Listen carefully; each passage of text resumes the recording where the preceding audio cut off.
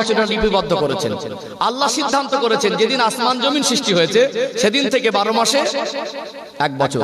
আমরা জেনারেল জ্ঞানে, জেনারেল শিক্ষায় আমাদের পরিবেশে আমরা দেখেছি বাংলা সাল আছে, বঙ্গাব্দ আছে না, ইংরাজি খ্রিস্টাব্দ আছে, মাস আছে, তারিখ আছে। এবং আমরা মুসলমান ধর্মাবলম্বী হিসাবে, ইসলাম ধর্মাবলম্বী হিসেবে আমরা মুসলমান, আমরা জানি আমাদের ধর্মীয় একটা সাল তারিখ আছে, আছে না, 12 মাস।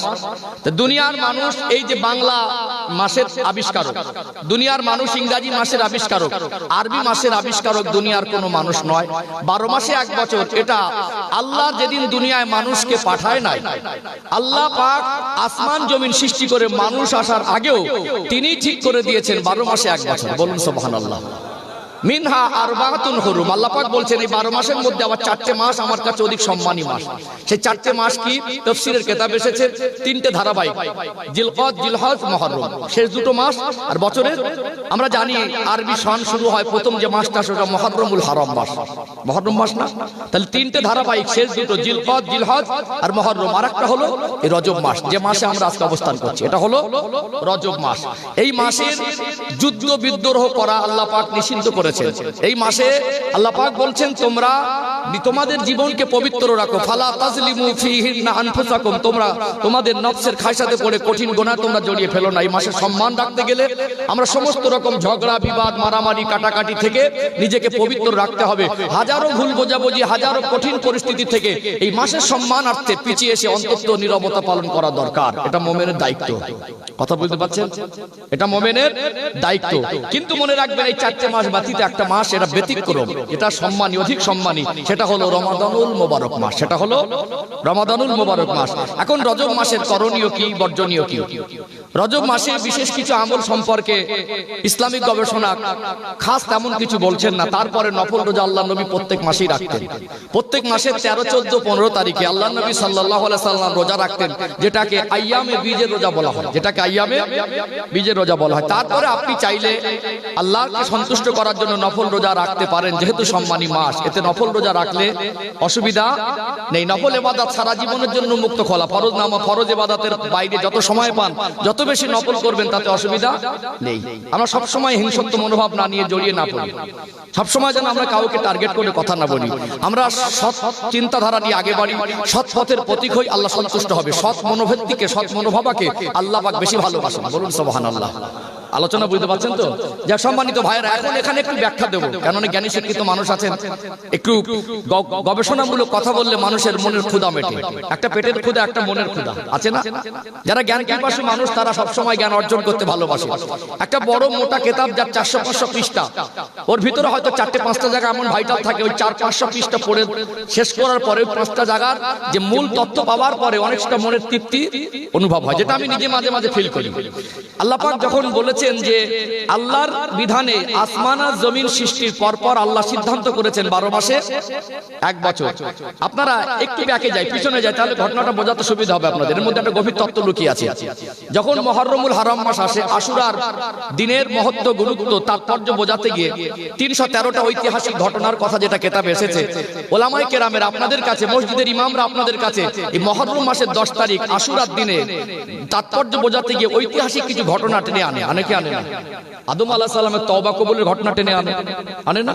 ইউনূস আলাইহিস সালামের মাছের পেট থেকে উদ্ধারের ঘটনা টেনে আনে, ইউসুফ আলাইহিস সালামের কূপ থেকে উদ্ধারের ঘটনা টেনে আনে। এইরকম অনেক নবী রাসূলদের ঐতিহাসিক কিছু ঘটনা তিনি ওলামায়ে কেরামেরা বর্ণনা করেন কি করেন না? বর্ণনা করেন। তাহলে আমাদের এটা আরবিক যে আরবি সন, এটা হলো 1445 হিজরি। কত হিজরি? 1445।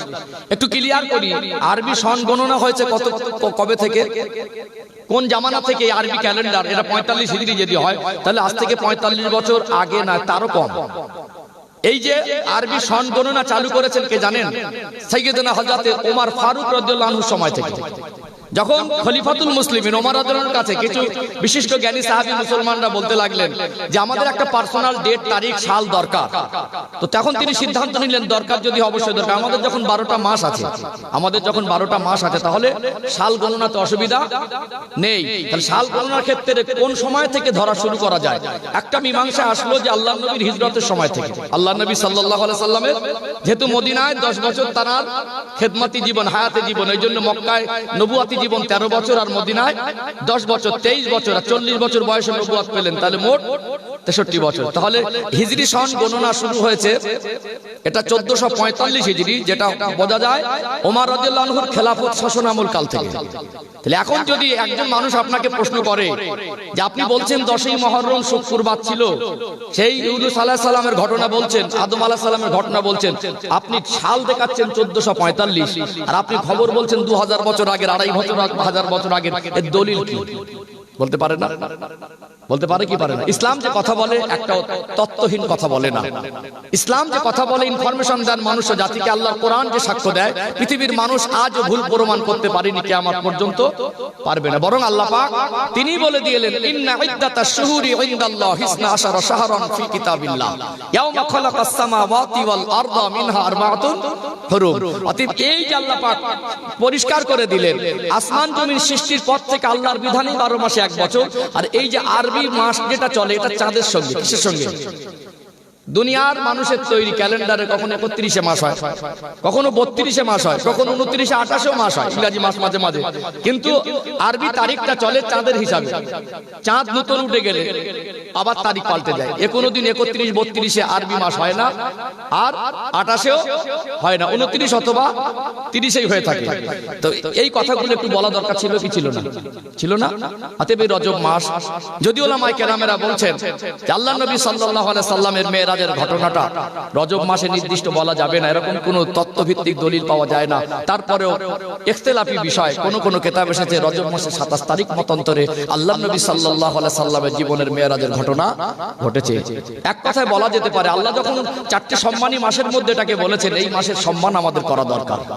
অতএব সম্মানিত মাসে যদি আমরা নামাজ সম্পর্কে কিছু বুঝে জীবনটাকে নামাজের মধ্যে শামিল করতে পারি, এই জীবনের সঙ্গে নামাজটাকে যুক্ত করে নিতে পারি, নিশ্চয়ই আমার আল্লাহ খুশি হবেন। আমরা নামাজের জিন্দেগি যদি তৈরি করতে পারি, নিশ্চয়ই আমাদের নাজাতও সহজ হবে ইনশাআল্লাহ। নামাজের গুরুত্ব, তাৎপর্য, নামাজ কিভাবে পড়বো, কেন মানুষ এত বেনামাজি, কেন নামাজি বাড়ে না, বিশেষ কিছু তথ্য আমি তুলে ধরবো ইনশাআল্লাহ। চলুন একটু আল্লাহ রাসূল সাল্লাল্লাহু আলাইহি সাল্লামের জীবনের মেরাজের ঘটনা তুলে ধরি ইনশাআল্লাহ। সংক্ষিপ্ত আকারে আমি রজব মাসের তাৎপর্য, গুরুত্ব একটু বলার চেষ্টা করেছি, বুঝতে পারছেন?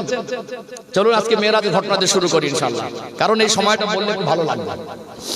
সোনার মানিকেরা, নওজোয়ান তরুণেরা, ও সোনার ময়না যুবকেরা, আব্বারা মায়েরা, আল্লাহ দয়াময় আমার আপনার দয়ার নবী, মায়ার নবী, রাহমাতাল লিল আলামিন আমার রাসূলুল্লাহকে আল্লাহর সৃষ্টির মধ্যে শ্রেষ্ঠ করেছেন। জোরে বলুন সুবহানাল্লাহ। আল্লাহ সৃষ্টির ভিতরে যিনি শ্রেষ্ঠ, আল্লাহ পাক তার সৃষ্টির মধ্যে যদি কেউ বলে থাকেন 18,000 মখলুকাত, অজের মধ্যে আপনারা শুনেছেন 18,000 মখলুকাত, এই কথা অনেকে একমত নাও হতে পারে। 18,000 নির্দিষ্ট না বলে কম বেশি তো হতেই পারে, তবে কম হবে না, বেশি হবে। 18,000 যদি আল্লাহ সৃষ্টি মখলুক হয়, তারও যদি বেশি হয়, আল্লাহ সৃষ্টির ভিতরে আমার রাসূলুল্লাহকে আল্লাহ দয়াময় সব থেকে বেশি ভালোবাসেন। জোরে বলুন সুবহানাল্লাহ। যেমন আল্লাহ বেশি ভালোবাসেন, যেমন আল্লাহ পাক বেশি সম্মান ইজ্জতকে বাড়িয়েছেন, আল্লাহ সৃষ্টির ভিতরে শ্রেষ্ঠ। এর অন্যতম দলিল হলো আল্লাহর 18,000-এর বেশি যদি মখলুক থাকে, আল্লাহ কেমন, আল্লাহকে দেখতে কেমন, সরাসরি আল্লাহ কাউকে দেখা দেননি, কেবলমাত্র আমাদের নবী ছাড়া। আল্লাহ কেমন, সরাসরি আমার নবী ছাড়া, আমার রাসূল ছাড়া আল্লাহকে আর কেউ দেখেননি। একমাত্র আমার নবীকে আমার আল্লাহ তাআলার দরবারের স্পেশাল মেহমান করে আল্লাহ পাক দিদার দিয়েছেন। আরো জোরে বলুন। আমার নবী যে সৃষ্টির মধ্যে শ্রেষ্ঠ, এর 1 নম্বর দলিল এটা হলো মেরাজের ঘটনা। কারণ আল্লাহ দেখা বৈশিষ্ট্য, যেভাবে আমার রাসূল আল্লাহকে দেখেছেন, যেভাবে আমাদের নবী সরাসরি আল্লাহর সঙ্গে কথা বলেছেন, আল্লাহ সৃষ্টির ভিতরে আর কোন সৃষ্টি, আর কেউ আল্লাহকে ওইভাবে দেখেননি। আল্লাহ দেখা বৈশিষ্ট্য একমাত্র আমার রাসূলের মধ্যে, আর কারোর মধ্যে কিয়ামত পর্যন্ত ওইভাবে সম্ভব হবে না। তাহলে এর দ্বারা মনুষ্য জাতির কাছে আল্লাহ সৃষ্টির ভিতরে আল্লাহ পাক কাকে শ্রেষ্ঠত্ব বানালেন? স্রষ্টার সৃষ্টি কোনোদিন এক নয়। আমার হাবিবকে আমরা জান প্রাণ দিয়ে ভালোবাসি। আমরা জানি আল্লাহ সৃষ্টির ভিতরে আমাদের রাসূলকে আল্লাহ শ্রেষ্ঠত্ব দিয়েছেন, কিন্তু আল্লাহর সঙ্গে রাসূলকে মেলানো যাবে না। আল্লাহ হলেন এক, আল্লাহ হলেন সৃষ্টিকর্তা। আল্লাহর সঙ্গে কাউকে মেলালে ওটা শিরক হয়ে যাবে। যাবে কি যাবে না? আল্লাহর পরে আমার সর্বোচ্চ আমরা আমাদের রাসূলকে ভালোবাসি, আমাদের রাসূলকে সম্মান করি। আর এটা আমাদের ধারণা ক্লিয়ার। আমরা আহলে সুন্নাতুল জামাতের আকীদার মানুষ। আল্লাহ সৃষ্টির মধ্যে আমার নবীকে আল্লাহ পাক শ্রেষ্ঠত্ব দিয়েছেন। জোরে বলুন সুবহানাল্লাহ। ও ভাইজানেরা, সোনার মানিক যুবকেরা, আব্বারা মায়েরা, আল্লাহ পাক দুনিয়া জমিনে যত মানুষকে পাঠিয়েছেন, এই মানুষ্য জাতির মধ্যে আল্লাহ দয়াময় এক একটা ক্যাটাগরি করেছেন। দেখবেন মানুষ্য জাতির মধ্যে আল্লাহ পাক একটা ক্যাটাগরি আলাদা করেছেন। ওটা হলো নবী আলাইহিমুস সালামদের ক্যাটাগরি, ওটা হলো আম্বিয়ায়ে কেরামদের দল। দুনিয়ার মানুষ ইবাদত করে, দুনিয়ার মানুষ আল্লাহর হুকুম পালন করে, ইচ্ছা করে ক্ষমতার বলে নবী হতে পারেন না। আল্লাহ দয়াময় যাকেই নবুয়ত দেন তিনি নবী হন। অতএব নবী হওয়াটা আল্লাহর সিদ্ধান্ত। সাধারণ মানুষের থেকে নবীদের সম্মান বেশি না কম? সাধারণ মানুষ আর কোন নবীকে এক পাল্লায় তুলে দেওয়া যাবে না।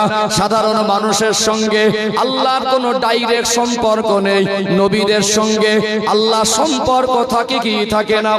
নবীদের কাছে আল্লাহ পাক ওহী পাঠান, সাধারণ মানুষের কাছে ওহী আসে না। এটা নবীদের জীবনের একটা বৈশিষ্ট্য। নবীদের ভিতরে মুজিজা থাকে, সাধারণ মানুষের ভিতরে মুজিজা থাকে না। এটা সাধারণ মানুষ আর নবীদের মধ্যে পার্থক্য। নবীদের মধ্যে আল্লাহ পাক কিছু নবীকে আসমানি কিতাব দিয়েছেন, নবীদের উপরে আসমানি কিতাব নাজিল হয়, কিন্তু সাধারণ মানুষের উপরে আসমানি কিতাব নাজিল হয় না। মনে রাখবেন, নবীদের জীবন চরিত্রটাকে আল্লাহ দয়াময় তিনি পবিত্র রাখেন। সাধারণ মানুষের জীবনটা সাধারণ, নবী আলাইহিমুস সালামদের জীবনটাকে আল্লাহ পাক অসাধারণ করেছেন। জোরে বলুন সুবহানাল্লাহ। কোন ক্ষেত্রে সাধারণ মানুষ আর নবীদেরকে এক পাল্লায় তুলে দেওয়া যাবে না। আমরা সাধারণ মানুষ, তানারা হলে অসাধারণ মানুষ, তানারা হলে অসাধারণ মানুষ। আমাদের জীবনটা সাধারণ। আমরা ছোটবেলায় কেউ বলতে পারবো গালাগালি দেয়নি? বলতে পারবেন জীবন গালাগালি দেয়নি? কেউ বলতে পারবেন আমার মনে হিংসা নেই? বলতে পারবেন? কেউ বলতে পারবেন আমরা জীবনে মিথ্যা বলিনি? বলতে পারবো কেউ এখানে? তাহলে এই তিনটে কথা অস্বীকার করার ক্ষমতা সাধারণ মানুষের কারোর যদিও থাকে সেটা ব্যতিক্রম, যদিও থাকে সেটা আমভাবে সাধারণভাবে আমরা সাধারণ মানুষ, আমাদের ভিতরে গোনা হয়েই যায়। আমরা বলতে পারবো না জীবনে মিথ্যা বলিনি, আমরা বলতে পারবো না জীবনে হিংসা করিনি, আমরা বলতে পারবো না জীবনে কাউকে গালি দেয়নি, বলতে পারবো। কিন্তু যারা নবী রাসূল হন, আল্লাহ পাক প্রত্যেকটা নবী রাসূলের চরিত্রকে আল্লাহ পাক পবিত্র করেন। এটা নবী রাসূলদের বৈশিষ্ট্য, এটা নবী রাসূলদের বৈশিষ্ট্য। কারণ সাধারণ মানুষের মতো নবীরা যদি বড় হন, যখন একটা সময় আল্লাহ পাক তাদের নির্দিষ্ট সময় নবুয়ত দেবেন, কওমের কাছে দিনের দাওয়াত নিয়ে যাবেন। সমাজে কিছু দেড় বেটারি মার্কা মানুষ আছে, বোঝে কম চিল্লায় বেশি। কথাটা মাইন্ড করবেন না, কেন বোঝার আগে উত্তর দেয়, আছে না? একদল মানুষ বলেই ফেলতো, তুই তো গালাগালি দিতিস, নবী হলি কল বলে ফেলতো না? এই জন্য কোন নবী, কোন রাসূল, কোন পয়গম্বর ছোট থেকে তারা কারো উপরে হিংসা করেন না, কাউকে গালি দেন না, মৃত্যু হন না। নবীদের চরিত্রকে আল্লাহ পাক পবিত্র রাখেন। সাধারণ মানুষ আমরা বলতে পারবো না আমাদের চরিত্র পবিত্র। ও ভাইজানেরা, সোনার মানিক যুবকেরা, আব্বারা মায়েরা, আল্লাহ পাক নবীদের সম্মান, নবীদের মাকাম, নবীদের মর্যাদাটা সাধারণ মানুষের থেকে অনেক ঊর্ধ্বে করেছেন।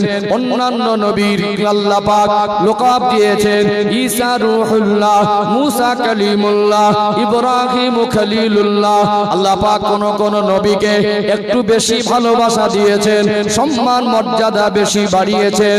নবীরা আল্লাহর কাছে চেয়েছেন, আমার আল্লাহ ওদের তাদের দিয়েছেন। আর আমার নবীকে আল্লাহ পাক সান্ত্বনা দেওয়ার জন্য আমার রাসূলুল্লাহ যেটা মনে মনে পরিকল্পনা করেছেন, ওটা আমার আল্লাহ আমার নবীকে দান করে দিয়েছেন। জোরে বলুন সুবহানাল্লাহ।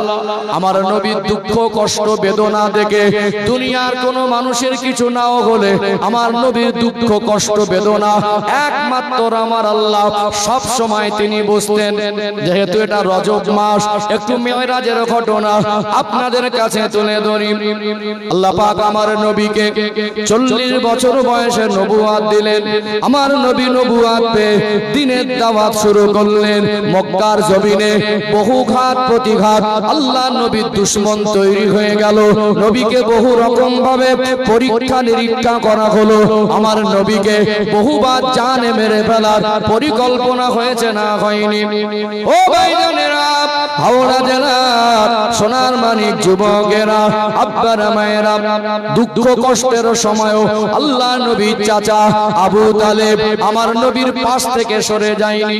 ঘটনা অনেক লম্বা।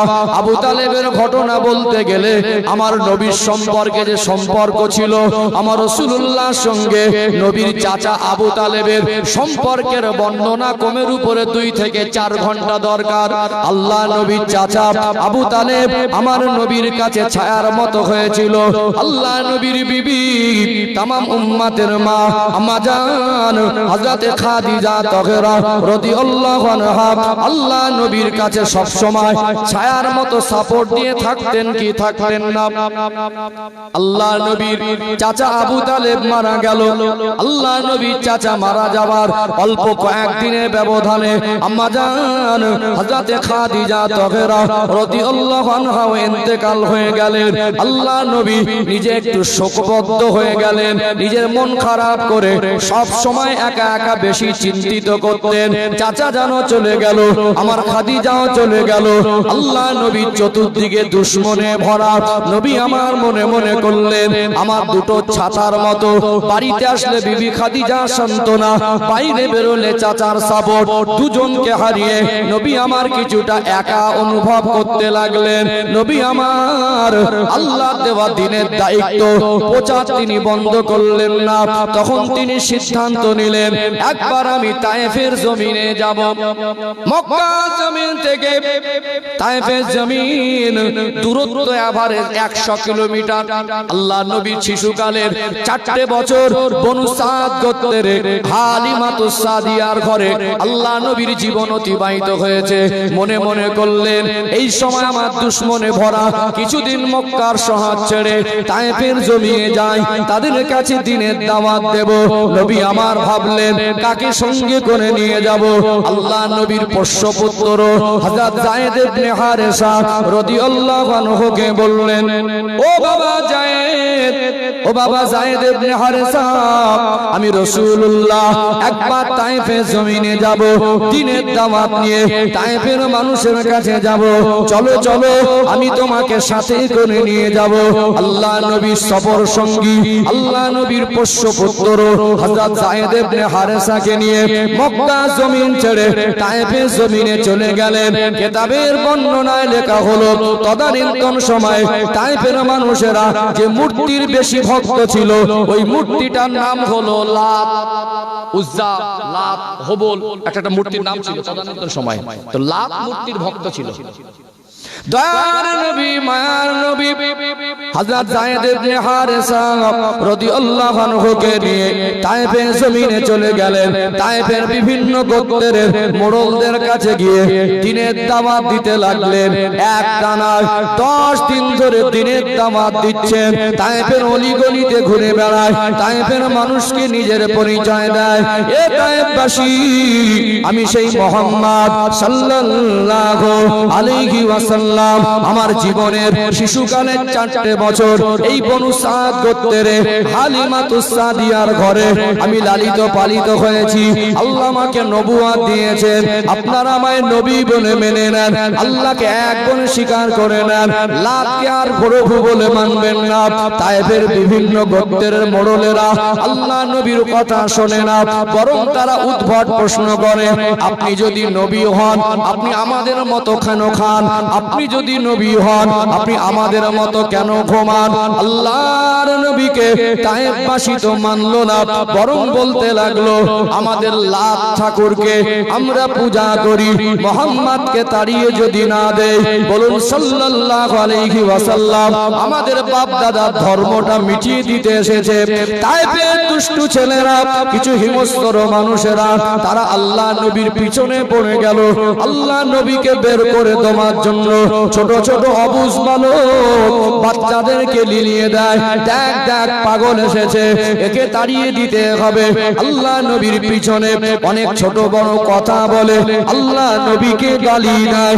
আর নবী মার নবীর দিকে পাথর ছুঁড়ে ছুঁড়ে মারে। যে নবীর পূর্ণিমা চাঁদের মতো চমকানো চেহারার দিকে তাকালে ক্ষুধার জ্বালাটা নিবারণ হয়ে যেত, ওই নবীর শরীর মোবারকে পাথর ছুঁড়ে ছুঁড়ে মারে। আল্লাহ নবী বলেন, এ তায়েফবাসী, এ তায়েফের মানুষ, আমি তোমাদের তো কোনো ক্ষতি করি নাই, আমি তোমাদের তো কোনো গালাগালি করি নাই, তোমাদের তো কোনো কষ্ট দেই নাই, তোমরা কেন আমায় পাথর ছুঁড়ে মারো? তায়েফবাসী থামে না, আল্লাহ নবীর শরীর মোবারকের দিকে পাথর ছুঁড়ে ছুঁড়ে মারে। আল্লাহ নবীর সাহাবী হযরত যায়েদ ইবনে হারেসা রাদিয়াল্লাহু আনহু দেখলেন আমার সামনে আমার রাসূলুল্লাহর শরীরে পাথরের আঘাত আমি সহ্য করতে পারবো না। হযরত যায়েদ ইবনে হারেসা রাদিয়াল্লাহু আনহু অমনি সিনাটা পাঁচ পেতে দেয়, ঢাল হয়ে দাঁড়িয়ে যায়। পাথরগুলো হযরত যায়েদ ইবনে হারেসা রাদিয়াল্লাহু আনহুর মাথায় আঘাত লাগে, তিনিও নিজে আঘাত প্রাপ্ত হলেন। আল্লাহর নবীকে এত পাথর মারা আমারে নবী আমার এমন ভাবে আঘাত প্রাপ্ত হলেন। আল্লাহ নবীর শরীরে পরনে ছিল জুব্বা মোবারক, আল্লাহ নবীর শরীরে পরনে ছিল পিরহান মোবারক, ওটা রক্তে লাল হয়ে গেল। আল্লাহ নবীর শরীরের রক্তটা গড়িয়ে গড়িয়ে তায়েফের জমিনে পড়ে। নবী আমার দেখলেন দাঁড়াতে গেলে আঘাত বেশি হয়, নবী আমার তায়েফের জমিন ছেড়ে বেরিয়ে যাওয়ার পরিকল্পনা করে। তায়েফের নিষ্ঠুর পাষাণ হিংস্র মানুষেরা আল্লাহ নবীকে পিছন থেকে পাথর মেরে তাড়িয়ে তাড়িয়ে তাড়িয়ে তাড়িয়ে 3 কিলোমিটারও বেশি রাস্তা আল্লাহ নবীর পিছু ছাড়ে না। নবী আমার এত বেশি আঘাত পেলেন, আল্লাহ নবীর এত বেশি রক্ত ঝরে গেল, আল্লাহর নবীর গোটা শরীরটা রক্তাক্ত হয়ে গেল, খুন আর খুন হয়ে গেল। আল্লাহ নবী আর দাঁড়াতে পারছেন না, দয়ার নবী আর দাঁড়াবার ক্ষমতা নেই, জমিনে বসে পড়লেন। ওই অবস্থায় তায়েফবাসী পাথর মারে। হযরত যায়েদ ইবনে হারেসা রাদিয়াল্লাহু আনহু একা চতুর্দিক থেকে পাথরের আঘাত তিনি একা সামাল দিতে পারছেন না, তার নবীর গোটা শরীরটা রক্তাক্ত হয়ে গেল। আল্লাহ নবী হুজুর আমার একটুখানির জন্য হুঁশ মোবারক হারিয়ে ফেললেন, জমিনে লুটিয়ে পড়লেন। শরীরের ক্ষত বিক্ষত জায়গাগুলো গোশতটা কেটে রক্তের সঙ্গে গোশতের সঙ্গে জামাটা লেপটে জড়িয়ে গিয়েছে। আল্লাহ নবী বেহুশ হয়ে গেলেন। ওই অবস্থায় পাথর ছুঁড়ে মারে, মনে করে মরে গেছে। এবারে তারা চলে গেল। আল্লাহ নবীর সাহাবী হযরত যায়েদ ইবনে হারেসা রাদিয়াল্লাহু আনহু আল্লাহ নবীর কষ্ট দেখে আর সহ্য করতে পারলেন না, মনের মধ্যে ভয় ভীতু সন্ত্রস্ত হয়ে গেলেন। নবী আমার কথা বলছেন না, আল্লাহ নবী আর নড়াচড়া করছেন না। দার নবীকে মরু ময়দানে ওই তায়েফের মরুভূমি আর পাহাড় মনে করলেন আবার ওরা ঘুরে আসতে পারে, আমার নবী যদি হুঁশ মোবারক এনায়েত হয় ওরা আবার আঘাত করতে পারে। আল্লাহর নবীকে খুব কষ্ট করে কোলে করে নিয়ে একটু পাশে ছিল একটা আঙুর বাগান, ওই আঙুর বাগানের ভিতরে আশ্রয় নিয়েছিলেন। জোরে বলুন সুবহানাল্লাহ, আরো জোরে বলুন সুবহানাল্লাহ। ও ভাইজানেরা, সোনার মানিক যুবকেরা, আব্বারা মায়েরা, যে নবীকে আল্লাহ না বানালে কুল কায়নাত বানাতেন না। সৃষ্টির মধ্যে যে নবীর সম্মান আল্লাহ বেশি বাড়িয়েছেন, সৃষ্টির মধ্যে আল্লাহ যাকে বেশি ভালোবাসেন, ওই নবীর এত কষ্ট আমার আল্লাহ তিনি আর সহ্য করলেন না।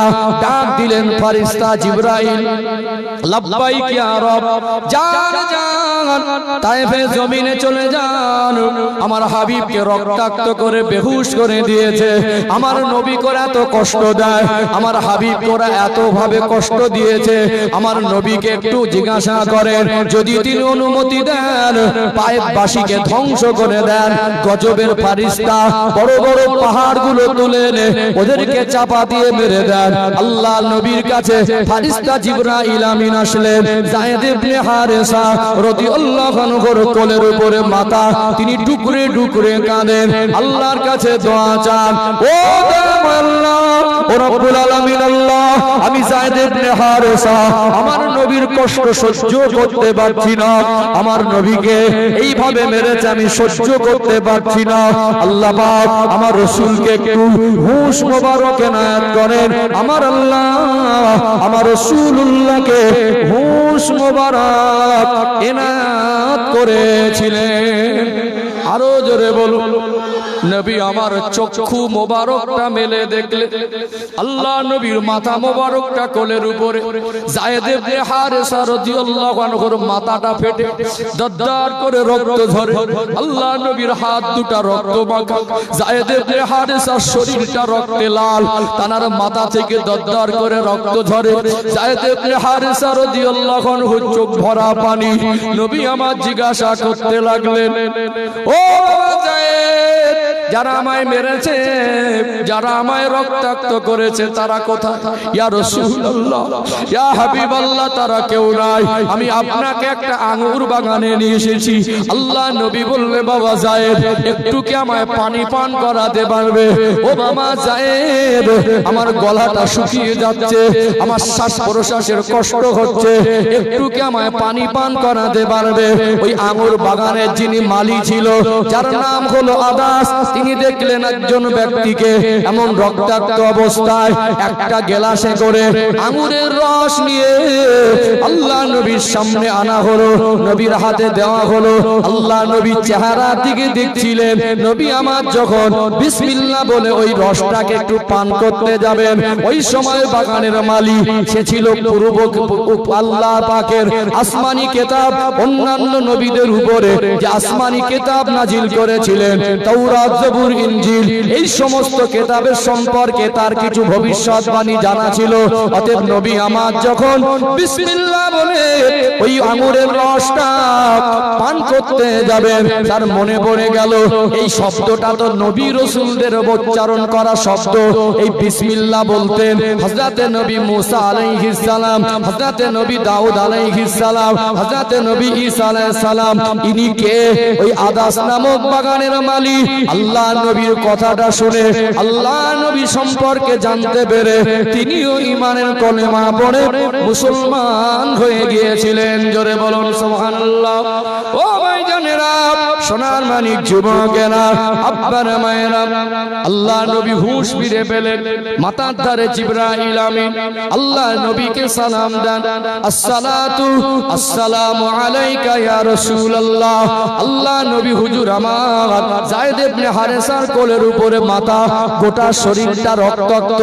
আল্লাহ পাকের ফেরেশতা জিবরাইল আমিন বলেন, ইয়া রাসূলুল্লাহ, ইয়া হাবিবাল্লাহ, হুজুর আপনি একবার অনুমতি দেন, আপনাকে যারা এই অবস্থা করেছে আমার আল্লাহ নারাজ হয়ে গেছেন, আল্লাহ সন্তুষ্ট হয়ে গেছেন, শুধুমাত্র আপনার অনুমতির অপেক্ষায় ওদেরকে ধ্বংস করে দেব, ওদেরকে মাটির সঙ্গে মিশিয়ে দেব, পাহাড় তুলে এনে তায়েফবাসীকে চাপা দিয়ে ওদেরকে সব শেষ করে দেব। নবী আমার একটুখানি চোখ ভরা পানি নিয়ে কথাটা শুনে বললেন, ও বাবা যায়েদ, একটু আমাকে টেক লাগিয়ে তুলে বসাও। আল্লাহ নবীকে তুলে বসানো হলো। জিবরাইল আমিন আলাইহিস সালামের দিকে একবার আমার নবী তাকিয়ে একটু মুস্কে হেসেছিলেন। ওটা আনন্দের হাসি। আল্লাহর নবী চোখ ভরা পানি, ব্যথা বেদনা যন্ত্রণা, আল্লাহর নবী এতটুকু সান্ত্বনা পেয়েছিলেন। আমার দুঃখ কষ্ট আমার আল্লাহ যদি বোঝের থেকে বড় সান্ত্বনা আমার কাছে আর কিছু। আল্লাহ পাক যে তিনি আমার কষ্ট দেখে আল্লাহ সন্তুষ্ট হয়ে গিয়ে, নারাজ হয়ে গিয়ে, নাকশ হয়ে গিয়ে আমাকে যারা মেরেছে ওদেরকে মেরে ফেলার জন্য আমার অনুমতিটা অপেক্ষা করছেন। আল্লাহ পাক তো আমাকে ভালোবাসেন, এইটুকু নবী সান্ত্বনা পেতে হেসে ফেলেছিলেন। জোরে বলুন। জিবরাইল আমিন হিসাব খুঁজে পান না, নবী এত কষ্টের মধ্যে হাসেন। ওমা আরসালনাকা ইল্লা রাহমাতাল লিল আলামিন, সূরা আল আম্বিয়া একেবারে শেষের দিকে 17 নম্বর পারার 10 নম্বর পৃষ্ঠার মিডল পয়েন্টে রিটিং পাবেন। আল্লাহ বলছেন, ওমা আরসালনাকা ইল্লা রাহমাতাল লিল আলামিন, আমি আমার হাবিবকে বিশ্ববাসীর জন্য রহমত স্বরূপ করেছি। বলুন না, কি রহমত! আমরা সামান্য কিছু হয়ে গেলে প্রতিশোধের জন্য ছুটি। একটা গাল দিলে চারটে দেই, একটা মারলে চারটে মারি, ক্ষমতা হলে উল্টো জুলুম অত্যাচার করি। যে নবীকে জানে মেরে ফেলে দিয়েছে মনে করে আমার নবী রক্তাক্ত বেহুশ সেন্সলেস মরা বলে ফেলে দিয়ে যারা চলে গেছে, আল্লাহর নবী তাদের প্রতি প্রতিশোধ আর বদলা নিতে চান না। বলুন না সুবহানাল্লাহ। জিবরাইল আমিনকে বললেন, ভাই জিবরাইল, আমি যদি বদদুয়া করে দিই এরা তো ধ্বংস হয়ে যাবে। আল্লাহ পাক আমি রাসূলকে বিশ্বের মানুষের উপরে বদদুয়া করে শেষ করে দেওয়ার জন্য পাঠাইনি। আল্লাহ পাক আমি নবীকে বিশ্ববাসীর জন্য রহমত করেছে। আমি যদি বদদুয়া করে দিই আমি জানি আল্লাহ ধ্বংস করে দেবেন, তাহলে আমি দ্বীনের দাওয়াতটা কার কাছে দেব? আল্লাহর নবী রক্তমাখা হাতটা তুললেন, আল্লাহকে এবার কেঁদে কেঁদে মনে দুঃখ চোখের পানি ফেলে ফেলে কাঁদতে লাগলেন। আল্লাহ, আমি যে সত্যিকারের নবী, আমি যে রাসূল, আমি যে পয়গম্বর, এরা নির্বোধ, এরা অবুঝ, এরা সত্যি যদি বুঝতো আমাকে এরকম কষ্ট দিত না। আমি যে এদের জন্য নবী, আমি যে এদের জন্য রহমত, আমি যে এদের জন্য নিয়ামত, আল্লাহর অবুঝ বুঝতে পারিনি তাই আমাকে কষ্ট দিয়েছে। আল্লাহ, আমি এদের বদলা চাই না, প্রতিশোধ চাই না। আল্লাহ, আমি রাসূল এদের মন থেকে ক্ষমা করে দিচ্ছি, আপনি এদের ক্ষমা করে দেন। আল্লাহ নবীর হাত তোলা, আল্লাহর কাছে দোয়া চাওয়া, আল্লাহ আপনি এদেরকে হেদায়েত দেন, আমার রক্তের বদলে, কষ্টের বদলে। আল্লাহ, আমি তায়েফবাসীর কল্যাণ চাই। আল্লাহ, আমি রাসূল, আমার ধারণা, আমার মনে হচ্ছে এরা একদিন ফিরবে, একদিন এরা বুঝবে। এরা যদিও না বোঝে, একদিনের ছেলেরা হলে বুঝবে, একদিন তায়েফের জমিনে ইসলামের পতাকা উঠবে। বলুন সুবহানাল্লাহ। আমার আল্লাহর হাবিব খুব কষ্ট পেয়েছিলেন। নবীর জীবনে সবথেকে দুটো কথা নবী ভুলতেন না। আম্মা জান আয়েশা সিদ্দিকা রাদিয়াল্লাহু আনহা বলতেন, ইয়া রাসূলুল্লাহ, হাবিবাল্লাহ, আপনার জীবনে সবথেকে কঠিন দিন কোনটা? নবী বলতেন, আমার জীবনে দুটো কঠিন মুহূর্ত আমি জীবনে ভুলতে পারবো না। একটা হলো তায়েফের প্রান্তরের ঘটনা, আর একটা হলো উহুদের প্রান্তরের ঘটনা। সেই নবী তায়েফ থেকে ফিরলেন, আল্লাহর নবী তায়েফ থেকে ফিরে খুব দুঃখ কষ্ট। এক তো চাচা চলে গেলেন, আম্মা জান খাদিজাতুল কুবরা রাদিয়াল্লাহু আনহা চলে গেলেন। একই বছরে দুটো কাছের মানুষ, দুটো সাপোর্টের মানুষ চলে যাওয়া মানে দুটো খুঁটি সরে যাওয়া। একটা ছাদের উপরে যদি কটা পিলিয়ার থাকে, ওর মধ্যে দুটো চলে গেলে একটু দুর্বল হয়ে পড়ে। নবী মানসিক দিক থেকে কিছুটা ভেঙে পড়েছিলেন। আসলে আল্লাহ পাক আমার হাবিবকে রহমত করেছেন। নবী কারোর মুখাপেক্ষী, আল্লাহ কারোর মুখাপেক্ষী নয়। আল্লাহ তার হাবিবকে যখন আল্লাহ সান্ত্বনা দিতেন, আমি তোমার পাশে আছি, এর থেকে বড় আর কিছু দরকার নেই। কথা ঠিক না বেঠিক? তারপরে কাছের মানুষ যখন আমাদের সন্তান দুনিয়া ছেড়ে চলে যায়, বাবা মার মনটা ভেঙে যায়, সবর করতে হয়। একজন স্বামী যখন তার স্ত্রীকে হারিয়ে ফেলে, জীবন সঙ্গিনীকে হারিয়ে ফেলে, মনটা ভেঙে যায়, সবর করতে হয়। একজন স্ত্রীর বড় ছায়া তার স্বামী, স্ত্রী সেই বোঝে যে স্বামী হারিয়ে ফেলেছেন। কথা ঠিক না বেঠিক? যতই টাকা পয়সা সম্পদ থাক, বার্ধক্য জীবনে স্বামী পাশে থাকা, স্ত্রী পাশে থেকে আলাদা ছায়ার মতো। কথা কি বুঝতে পারছেন? নবী আমার মানসিক ভাবে কিছুটা মনের কষ্টের মধ্যে থাকতেন যে এক তো চাচা চলে গেলেন, এক আমার বিবি চলে গেলেন। ওই বছরটা কিতাবে লেখা হয়েছে আমুল হুজুন, অর্থাৎ আল্লাহর নবীর দুঃখের বছর, শোকের বছর। আবার তায়েফের জমিন থেকে মার খেয়ে রক্তাক্ত হয়ে আল্লাহর নবী আঘাত পেয়ে ফিরলেন। আল্লাহর নবীকে আল্লাহ পাক সান্ত্বনা দেওয়ার জন্য সিদ্ধান্ত নিলেন, আমার নবীর জীবনের সবথেকে পুরস্কার, বড় পুরস্কার, যেটা আমার নবীর জীবনের সবথেকে বড় পাওনা হিসাবে আমি আল্লাহ আমার হাবিবকে দেব, যেটা আমার সৃষ্টির ভিতরে কেউ পায়নি। আল্লাহ সিদ্ধান্ত নিলেন আমার হাবিবকে আমার দরবারের মেহমান করে সরাসরি সামনে বসিয়ে কথা বলে আমার রাসূলকে সান্ত্বনাও দেব, মর্যাদাবানও করে দেব। বলুন সুবহানাল্লাহ। একটু ব্যাকে গেলাম এই জায়গাটা আনার জন্য, একটু ব্যাকে গেলাম। হঠাৎ আমি যদি একটু মেরাজের ঘটনা ধরে দিতে পারতাম, এই পজিশনটা একটু বোঝানোর জন্য। আল্লাহর নবীকে আল্লাহ পাক সান্ত্বনা দেওয়ার জন্য যে পরিস্থিতি হয়েছিল, আল্লাহ পাক দেখেছিলেন আমার হাবিব তিনি যদি এত উদার মনের মানুষ হন, আমার হাবিব তিনি কত রহমত। অন্যান্য নবীরা বদদুয়া করেছেন, আমি আল্লাহ আমার হাবিবের বদদুয়ার আগে আমি সিদ্ধান্ত পাঠিয়ে দিয়েছি, আমার হাবিব সেটা গ্রহণ করেনি। আমার সেই নবীর সান্ত্বনা দেওয়ার জন্য আল্লাহ সিদ্ধান্ত নিন আমার রাসূলকে আমি আল্লাহ আমার দরবারের মেহমান করব। বলুন সুবহানাল্লাহ। আলোচনা বুঝতে পারছেন? আমি বিষয়ভিত্তিক আলোচনা করি। দেখবেন কোন কোন দিনে আমার অজের মধ্যে ঘটনা একটু কম থাকে, দৃষ্টান্তমূলক ছোট ছোট ঘটনা আনি।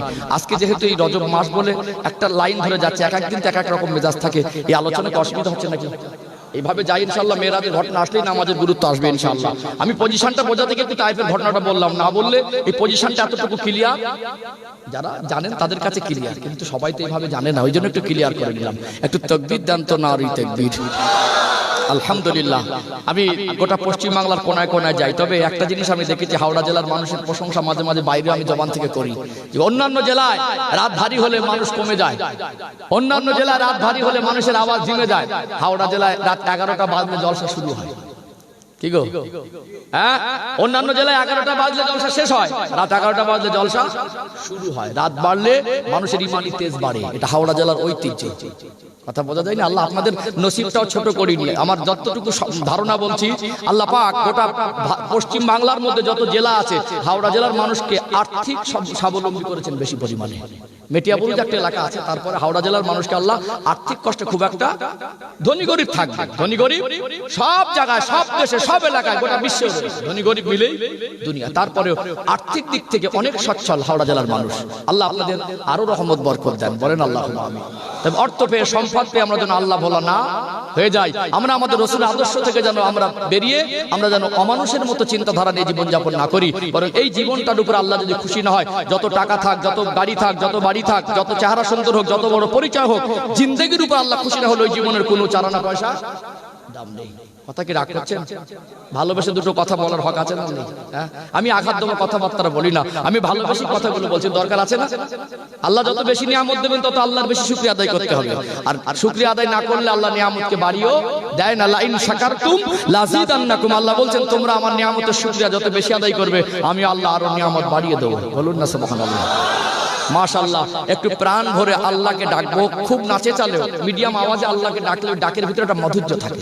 হ্যাঁ, খুব চেঁচাতে হবে না, অন্তত ভক্তি ভরে সবাই মিলে আল্লাহকে একসঙ্গে ডাকবো। নারে তাকবীর, সিলসিলা হক মুজাদ্দিদ জামান, আহলে সুন্নাত ওয়াল জামাত। এটা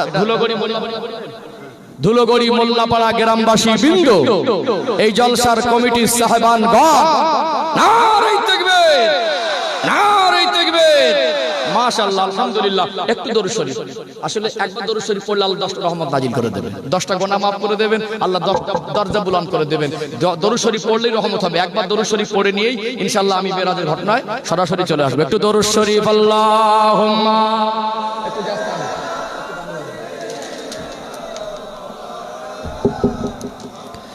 ওয়া আলা আলি সাইয়্যিদিনা আল্লাহুম্মা সাল্লি আলা।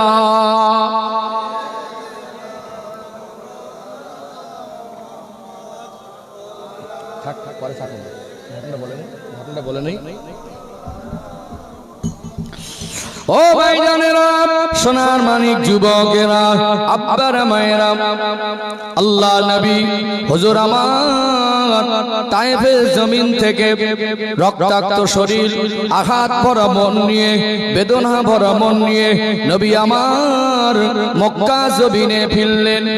আল্লাহ পাক সিদ্ধান্ত নিলেন, আমার হাবিবের মনে বড় কষ্ট, আমার দোস্ত, আমার পেয়ারা বন্ধু, আমার রাসূলের মনে বড় কষ্ট। আমার রাসূলকে আমি আল্লাহ সান্ত্বনা দেব, যেটা এত বড় সান্ত্বনা হবে আমি আল্লাহ আমার সৃষ্টির ভিতরে কাউকে দেই নাই। নবী আমার ঘুমাচ্ছিলেন, আল্লাহ পাক ডাকলেন ফেরেশতা জিবরাইল, জান্নাত থেকে বোরাক নামক বাহনকে নিয়ে যান। ওই বোরাক নামক বাহনকে নিয়ে আমার হাবিবকে সম্মান আর তাজিমের সঙ্গে আমি আল্লাহ পাকের দরবারে হাজির করে দেন। আল্লাহর হুকুম পেয়ে ফেরেশতা হযরতে জিবরাইল আমিন আলাইহিস সালাম আসলেন। এসে কি করলেন? আল্লাহ নবীকে ঘুম থেকে ওঠালেন। ইয়া রাসূলুল্লাহ, ইয়া হাবিবাল্লাহ, হুজুর আপনাকে আল্লাহ দয়াময় সান্ত্বনা দেওয়ার জন্য আল্লাহ আপনাকে তানার দরবারের মেহমান করেছেন, আপনি চলুন। আল্লাহ নবী ঘুম থেকে উঠলেন, নবী আমার ওযু করলেন, বোরাকের পিঠে সওয়ার হলেন। অল্প সময়ের মধ্যে মক্কার জমিন থেকে আল্লাহ নবীকে নিয়ে প্যালেস্তাইনে মসজিদে আকসায়, ওই জায়গাতে আমার আপনার নবীকে হাজির করে দিয়েছিলেন। জোরে বলুন সুবহানাল্লাহ। গল্প নয়, আপনারা অবাক হয়ে যাবেন। দেখবেন যদি রাস্তাটা একা বেঁকা করে ধরা হয়, ১,৫০০ কিলোমিটার এভারেজ রাস্তা মক্কা থেকে প্যালেস্তাইনের দূরত্ব, যদি সোজাসুজি ধরা হয় একটু কিলোমিটারের সংখ্যা কমে যাবে। নিট বলছি না, কম বেশি হতে পারে, আনুমানিক বলছি। আল্লাহ নবীকে বোরাকের পিঠে সওয়ার করে নিয়ে গেলেন মসজিদে আকসায়। কোরআন শরীফে 15 নম্বর পারা সূরা বনী ইসরাঈল 1ম নম্বর আয়াত আল্লাহ পাক কোরআন শরীফে বলছেন, সুবহানাল্লাযী আসরা বিআবদিহি লাইলাম মিনাল মাসজিদিল হারামি ইলাল মাসজিদিল আকসা আকসা, সেই পবিত্র সত্তা যার সিও বান্দাকে তিনি মসজিদে হারাম থেকে মসজিদে আকসায় নিয়ে গেছেন রাতের অংশে। মসজিদে আকসায় আমার আপনার দয়ার নবী, মায়ের নবী হুজুর আমার ওখানে গিয়ে দেখলেন সমস্ত নবী রাসূল পয়গম্বর আলাইহিস সালামদের সঙ্গে আমার নবীর দেখা হয়ে গেল। জোরে বলুন সুবহানাল্লাহ। আল্লাহ পাক যুগে যুগে নবী রাসূল পয়গম্বর আলাইহিস সালাম দিগকে পাঠিয়েছিলেন। সব নবী রাসূলরা হাজির আছেন। যেহেতু মসজিদে আকসা, এটা কোরআন শরীফে দুটো মসজিদের কথা এসেছে, একটা হলো মসজিদে হারাম আর একটা হলো মসজিদে আকসা। এই মসজিদে আকসার আর একটা অপর নাম হলো বাইতুল মুকাদ্দাস। এই মসজিদে আকসায় মেরাজের রাতে আমার নবী হাজির হলেন। সব নবী রাসূলদের সঙ্গে দেখা হলো। এমন সময় আল্লাহ হুকুম করলেন, আজ সমস্ত নবী রাসূল তোমরা এক জায়গায় 2 রাকাত নামাজ পড়ো। ওই নামাজটা হবে জামাত সহকারে। নবী রাসূল পয়গম্বর আলাইহিস সালামদের ভিতরে কথোপকথন শুরু হয়ে গেল।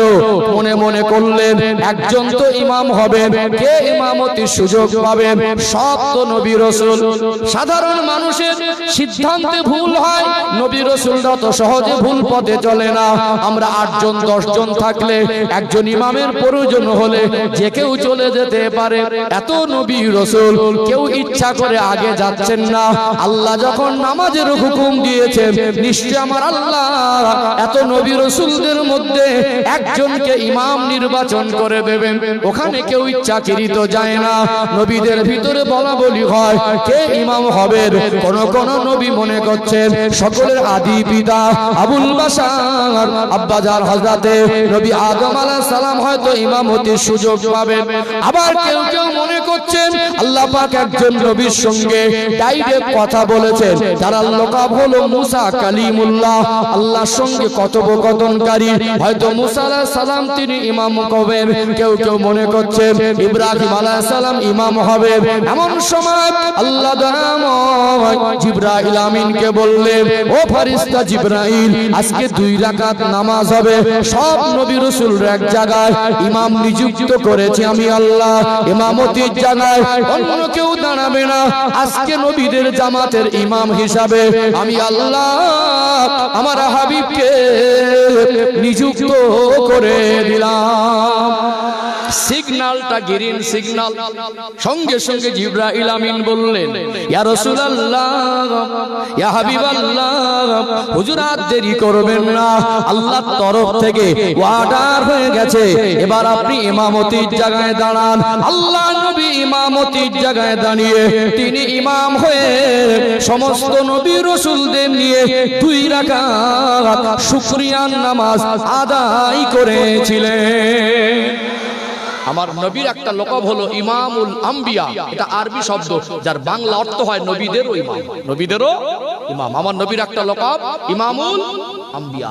এই মসজিদে আকসা যখন প্রসঙ্গ এসেছে, 2-1টা কথা বলি, শিক্ষিত মানুষদের মনের খোরাক।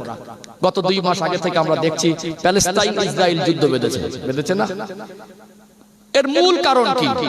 ইতিহাস যদি আপনারা ঘাটেন, যদি আপনারা একটু পড়াশোনা করেন, ইসরায়েল প্যালেস্টাইন সম্পর্কে তথ্য বলছে ইসরায়েল বলে কোন রাষ্ট্র একটা সময় ছিল না। প্যালেস্টাইনের শরণার্থী হিসাবে কিছু ইহুদি ওখানে যায়, মুসলমান মানব দরদি হয়ে নিরীহ মানুষদের, ঘরছাড়া মানুষদের, অসহায় মানুষদের, শরণার্থীদের থাকার জায়গা করে দিল। কিছু রাষ্ট্রের সমর্থনে ইসরায়েল রাষ্ট্র গঠিত হলো। তবে এক একটা রাষ্ট্রের এক একটা আয়তন আছে, আছে না নেই? ভারতবর্ষের আয়তন আছে, শ্রীলঙ্কার আয়তন আছে, বাংলাদেশের আয়তন আছে, মিশর ইরাকের আয়তন আছে। ওই আয়তনটা বর্তমান গুগলের তথ্য বলছে যে ইসরায়েল এত খতরনাক জাতি, এত হিংস্র জাতি, দুনিয়ার ভিতরে এত বর্বর নোংরা জাতি, এত অমানবিক তাদের চিন্তাধারা আচরণ। ওরা একটা শরণার্থী ছিল, একটা ওদের পৈতৃক জন্মভূমি নয়। ওরা ভিন্ন অন্য কোন রাষ্ট্রের সমর্থনে রাষ্ট্র করার পরেও ওদের রাষ্ট্রের আয়তন প্রতি বছর একরকম অবস্থায় থাকে না। প্রতি বছর প্রতিনিয়ত ওরা আস্তে আস্তে প্যালেস্টাইনের দিকে সরে যাচ্ছে, ওদের রাষ্ট্রকে বড় করছে আর প্যালেস্টাইনটাকে ছোট করে দিচ্ছে। অতএব তাদের জন্মভূমি, তাদের রাষ্ট্র, তাদেরকে যদি কোণঠাসা করতে চায়, কোন মানুষ মেরে নেবে। এই ভারতবর্ষে একদিন ইংরেজরা রাজত্ব করত, ব্রিটিশরা রাজত্ব করত। এই ভারতবর্ষ স্বাধীন করতে গিয়ে আমার দেশের হিন্দু, মুসলমান, ইহুদি, খ্রিস্টান যে যা ছিল সবাই রক্ত দিয়েছে না দেয়নি? দিয়েছে না দেয়নি? অতএব যখন একজন ইমানদার, তার কাছে আল্লাহর ঘর অধিক সম্মানের, আল্লাহর ঘরটাকে যখন ইহুদি ইসরাইল যখন দখল করতে চাইছে, কোন ইমানদার আল্লাহর ঘরকে ছেড়ে দেবে? আমার আপনার গ্রামে একটা মসজিদ আছে, এই মসজিদের সম্মান অবশ্যই বেশি, তবে এই মসজিদ আর মসজিদে নববীর সম্মান এক নয়। এই মসজিদ মসজিদে হারামের সম্মান এক নয়, এই মসজিদ মসজিদে আকসার সম্মান এক নয়। আল্লাহ পাকের সম্মান মাকামকে বাড়িয়েছেন। কেন আজকে ফিলিস্তিনের মানুষেরা, ফিলিস্তিনি ভাইয়েরা বোনেরা তাদের সর্বস্ব ত্যাগ করছেন, তারা শহীদ হয়ে যাচ্ছেন, তথাপিও তারা আল্লাহর ঘর ছাড়তে নারাজ নয়। ইহুদিদের মূল টার্গেট জেরুজালেম শহরটাকে তারা তাদের আয়ত্তে আনবে, মসজিদ আকসাকে তারা দখল করবে। আর এই মসজিদ আকসার হিস্টোরিটা একটু আপনাদের তুলে ধরি। ওরাও দখল করতে কেন চাইছে, আর প্যালেস্তাইনের ভাইয়েরা কেন ছাড়তে চাইছে না? হামাস একটা সংগঠন, এরা এদের দেশের এদের ইমানি সম্পদ মসজিদ রক্ষার জন্য নেমেছে। আর আমার দেশের কিছু পাঁচাটা মিডিয়া এটা অপপ্রচার করছে, তাদেরকে জঙ্গি বলে প্রচার করছে। আমার দেশের লজ্জা যে মিডিয়া এরা এত নির্লজ্জ, গোটা বিশ্বের মধ্যে ভারতবর্ষের মিডিয়ার মতো নির্লজ্জ মিডিয়া বলে মনে হয় কোথাও নেই। গোটা বিশ্বের মধ্যে নির্লজ্জের প্রতিযোগিতা দিলে মাঝে মাঝে আমি বলি আমার ভারতের কিছু পাঁচাটা মিডিয়া আছে, এরা বিক্রি হয়ে গেছে। এদের নির্লজ্জতায় সব থেকে ফার্স্ট প্রাইজ পাবে। লজ্জা বলে এদের কিছু নেই। ঘটে একরকম আর প্রচার করে আর একরকম। অন্য কোন ধর্ম অবলম্বী যদি অন্যায় করে সেটাকে বলে দুষ্কৃতি, আর মুসলমান একটা ছোটখাটো ভুল করলে ওটাকে বড় করে দেখিয়ে বলে জঙ্গি। দ্বিচারিতা আছে না নেই? আছে না নেই?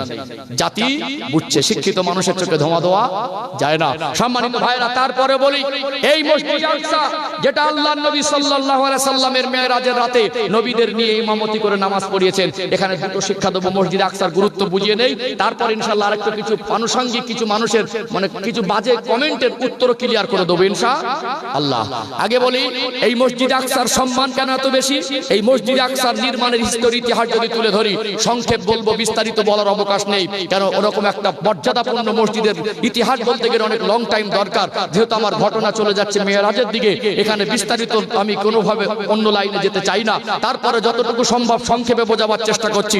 মসজিদ নির্মাণের ক্ষেত্রে নবী সুলাইমান আলাইহিস সালাম লাঠি নিয়ে দাঁড়িয়ে থাকতেন। আল্লাহ পাক তাকে দুনিয়ার বাদশাহী দিয়েছিলেন। তারা তাবে ছিল জিন জাতি, জিনেরাই মসজিদ আকসা নির্মাণের কাজ করছিলেন। কারা? জিনেরা। মসজিদ অসম্পূর্ণ, কাজ বাকি। আল্লাহ পাক বললেন আজরাইল নবী সুলাইমান আলাইহিস সালামের জান কবজ করেন। আজরাইল আলাইহিস সালাম বলেন আল্লাহ আপনার ঘর হচ্ছে, জিনেরা কাজ করছে। আর নবী সুলাইমান আলাইহিস সালাম ইন্তেকাল করলে ঘরটা অসমাপ্ত থেকে যেতে পারে। আল্লাহ বললেন তোমার কাজ হলো আমার হুকুম পালন করা। নবী সাল্লাল্লাহু আলাইহি ওয়াসাল্লামের জান কবজ করলেন, লাঠির উপর আল্লাহ ভর করে দাঁড় করিয়ে রেখেছিলেন। জোরে বলুন সুবহানাল্লাহ। আল্লাহ পারে কি পারে না? পারে না? জিন জাতি জানতোই না, কাজ শুরু করে দিল, ওটা কমপ্লিট করে দিল ওই মসজিদ আকসা। আল্লাহ নবী হুজুর আমার নামাজ ফরজ হবার পরেও 5 ওয়াক্ত নামাজ যেভাবে পড়ি, এই নামাজ তো আমরা পড়ছি নির্দিষ্ট সময়ে, 5 ওয়াক্ত নামাজ ফরজ। ইন্নাস সালাতা কানাত আলাল মুমিনিনা কিতাবাম মাওকুতা। নিশ্চয় আল্লাহ পাক নামাজকে নির্দিষ্ট সময়ে ফরজ করেছেন। ওই জন্য দেখবেন ওয়াক্ত চেনাটা ফরজ। ওয়াক্ত না হলে নামাজ, রক্ত না হলে নামাজ হবে না, রক্ত চলে গেলে কাজা পড়তে হবে। অতএব এর আগে আল্লাহর নবী সাল্লাল্লাহু আলাইহি সাল্লাম নামাজ পড়েছেন, তবে নামাজটা কিন্তু এই রকম পদ্ধতিতে বা এই রকম 5 ওয়াক্ত সিস্টেমে ছিল না। নবী নামাজ কিন্তু পড়তেন, নামাজ কিন্তু পড়তেন, সব নবীরা নামাজ পড়েছেন। তো এই নামাজ পড়ার ক্ষেত্রে আল্লাহর নবীর উপরে নামাজ ফরজ হবার পরেও, মেরাজের পরেও 17 মাস ওই মসজিদ আকসার দিকে ফিরে নবী নামাজ পড়েছেন। জোরে বলবেন না? তাম বিশ্বের মুসলমানের ইমানি সম্পর্ক, ইমানি কেন্দ্র এই মসজিদে আকসার সঙ্গে মুসলমানদের ইমানি সম্পর্ক আছে না নেই? মসজিদ আকসা এটা আমাদের প্রথম কিবলা। কি কিবলা? আমরা নামাজ পড়ি কোন দিকে মুখ করে? পশ্চিমটা উদ্দেশ্য না, কিবলামুখী হওয়া। যেদিকে মুখ করলে কেবলা সামনে হয় সেই দিকেই আমরা, পশ্চিম দিকে মুখ করলে কেবলা হয় বলে এই জন্য আমরা পশ্চিম দিকে ফিরি। কথা ঠিক না বেঠিক? ও ভাইজানেরা, সোনার মানিক যুবকেরা, আব্বারা মায়েরা, নামাজ ফরজ হবার পরেও, মেরাজের পরেও আল্লাহ নবী সাল্লাল্লাহু আলাইহি ওয়াসাল্লাম তিনি নামাজ আদায় করতেন ওই মসজিদে আকসার দিকে মুখ করে। ওটা ছিল মুসলমানদের প্রথম কিবলা। হিজরতের পরেও আল্লাহ নবী হুজুর আমার নামাজ পড়েছেন করেছেন বাইতুল মুকাদ্দাসের দিকে মুখ করে। মদিনা থেকে 7 কিলোমিটার মতো দূরে যেখানে মসজিদে কিবলাতাইন, মসজিদে নববী শরীফ থেকে 7 কিলোমিটার এভারেজ দূরত্ব। ওই জায়গায় আল্লাহ নবী মদিনার একটা গ্রামে অবস্থান করছিলেন। জোহরের নামাজের ওয়াক্ত হয়ে গেল। আমার আপনার দয়ার নবী, মায়ার নবী হুজুর আমার জোহরের নামাজে তিনি ইমামতিতে দাঁড়িয়ে গেলেন। আল্লাহ নবী সাহাবারা আমার নবীর পিছনে ইমামতি করছেন। নবী ইক্তেদা করে নামাজের নিয়ত করলেন। নবী আমার আসমানের দিকে তাকাচ্ছিলেন আর মনে মনে করছিলেন, আল্লাহ মসজিদে আকসাকে কিবলা না করে, বাইতুল মুকাদ্দাসকে কিবলা না করে আল্লাহ আপনি কাবাকে যদি কিবলা করে দিতেন, আমি রাসূলুল্লাহ আমি খুশি হয়ে যেতাম। আমার নবী মনে মনে চেয়েছেন, আল্লাহটা কবুল করে নিয়েছেন। নামাজ হলো 2 রাকাত। আল্লাহ দয়াময় আমার নবীর উপরে কোরআনুল কারীমের আয়াত নাযিল করে দিলেন। কদ নারা তাকাল্লুবা ওয়াজহিকা ফিস সামা ফালানুওয়াল্লিয়ান্নাকা কিবলাতান তারদাহা ফাওয়াল্লি ওয়াজহাকা শাতরাল মাসজিদিল হারাম। আল্লাহ নবীকে আল্লাহ জানিয়ে দিলেন, কদ নারা তাকাল্লুবা ওয়াজহিকা ফিস সামা, ইয়া আমার হাবিব আপনি বারবার আসমানের দিকে তাকাচ্ছেন। ফাওয়াল্লি কদ নারা তাকাল্লুবা ওয়াজহিকা ফিস সামা, মনে মনে করছেন বারবার আসমানের দিকে তাকাচ্ছেন। মসজিদে হারামকে যদি কিবলা করে দেওয়া হয়, কাবাকে যদি কিবলা করে দেওয়া হয়, মসজিদে আকসা কিবলা না করে আপনি খুশি হবেন। ফাওয়াল্লি ওয়াজহাকা শাতরাল মাসজিদিল হারাম, আপনি আপনার চেহারা মোবারকটা মসজিদে আকসার দিক থেকে ফিরিয়ে মসজিদে হারামের দিকে করে নেন। নামাজরত অবস্থায় আল্লাহ দয়াময় কিবলা পরিবর্তনের হুকুম করে দিলেন। জোরে বলুন সুবহানাল্লাহ।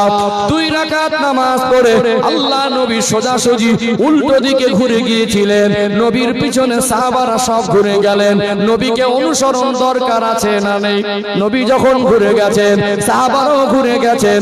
ওই মসজিদে আকসার দিকে আল্লাহ নবী 17 মাস মতো কিবলা করে নামাজ আদায় করেছিলেন। ওই মসজিদের সম্মান আছে না নেই? আছে না নেই? মসজিদের সম্মান আছে। এটা আমাদের প্রথম কিবলা। সেই মসজিদ যদি ইহুদিরা দখল করতে চায়, ইসরায়েল যদি অবৈধভাবে দখল করতে চায়, তারা তাদের সম্পদকে, ঈমানি সম্পদকে, তারা তাদের আল্লাহর ঘরকে, তাদের ধর্মীয় ধর্মস্থানকে যদি রক্ষা করতে চায়, আর আমার দেশের 5টা মিডিয়াগুলো তাদেরকে জঙ্গি বলে, লজ্জা শরম আছে? ঠিক বাবাজিরা, ভাইরা, সম্মানিত ভাইরা, যে কথা বলছিলাম, এই মসজিদ আকসা আল্লাহ নবী নবীদের ইমামতি করে নামাজ পড়েছেন না পড়েননি? নামাজ পড়েছেন। এই মসজিদে আকসা, এখানে আপনি গোটা পৃথিবীর মধ্যে মসজিদে আকসা একটা অন্যতম। মসজিদে আকসা 1 রাকাত নামাজ পড়লে আল্লাহ খুশি হয়ে 25,000 রাকাতের নেকি দেয়। বলুন সুবহানাল্লাহ। সওয়াবও বেশি আছে। যারা বলেন নবী মরে গেছেন, নবীর কবর বলতে হবে, মাজার শরীফ বলা যাবে না, আজকে দিনে শুনতে হচ্ছে দুর্ভাগ্যজনক। নবীদের সম্মান আল্লাহ দিয়েছেন, আমরা দেবার কে? কোরআন হাদিস যতটুকু সম্মান দিয়েছেন আমরা অতটুকু দেবো। আমরা কমাতেও পারবো না, বাড়াতেও পারবো না। কারণ আমরা আল্লাহ দেখিয়ে দেওয়ার রাস্তায় চলি, নবীর দেখিয়ে দেওয়ার রাস্তায় চলি। আল্লাহ যতটুকু বলতে বলেছেন অতটুকুই বলবো, যতটুকু করতে বলেছেন অতটুকুই করব। তারপরেও বলি, যারা বলেন নবীর মাজার শরীফ বলা যাবে না, আমি বলছি নবীর কাছে আজরাইল আলাইহিস সালাম এসেছিলেন, নবীর ইন্তেকাল হয়েছে, তো সাধারণ মানুষ যেভাবে কবরে, নবীর ওইভাবে কবরে নয়। সাধারণ মানুষের হালাত আলাদা, নবীদের হালাত আলাদা। আমরা আহলে সুন্নাতুল জামাতের আকীদার মানুষ। আমাদের আকীদা হলো নবী কবরে বারজাকি জীবনে জিন্দা। জোরে বলুন সুবহানাল্লাহ। তাই যদি না হতেন, আল্লাহ পাক প্রত্যেকটা নবী রাসূলকে মেরাজের রাতে মসজিদে আকসায় হাজির করলেন কি করে? এবং তারা নামাজও পড়েছেন। বরং আল্লাহ নবী সাল্লাল্লাহু আলাইহি সাল্লাম বলছেন, আমি যখন মসজিদে আকসার দিকে যাচ্ছিলাম মেরাজের রাতে, মুসা আলাইহিস সালামের কবরের পাশ থেকে যাচ্ছিলাম, আমি তানাকে কবরের নামাজ পড়তেও দেখেছি। জোরে বলুন সুবহানাল্লাহ। নবীরা কবরে মরা বলা যাবে না। একটা পুরনো কবর খুঁড়তে গিয়ে পুরনো হাড় গোড় পাওয়া যায়, একটু মিস্টেক হয়ে যেখানে কবর ছিল কিনা। সাধারণ মানুষের ধারণা হয় যে এখানে একটা মানুষকে কবরস্থ করা হয়েছিল, পৌঁছে গেছে।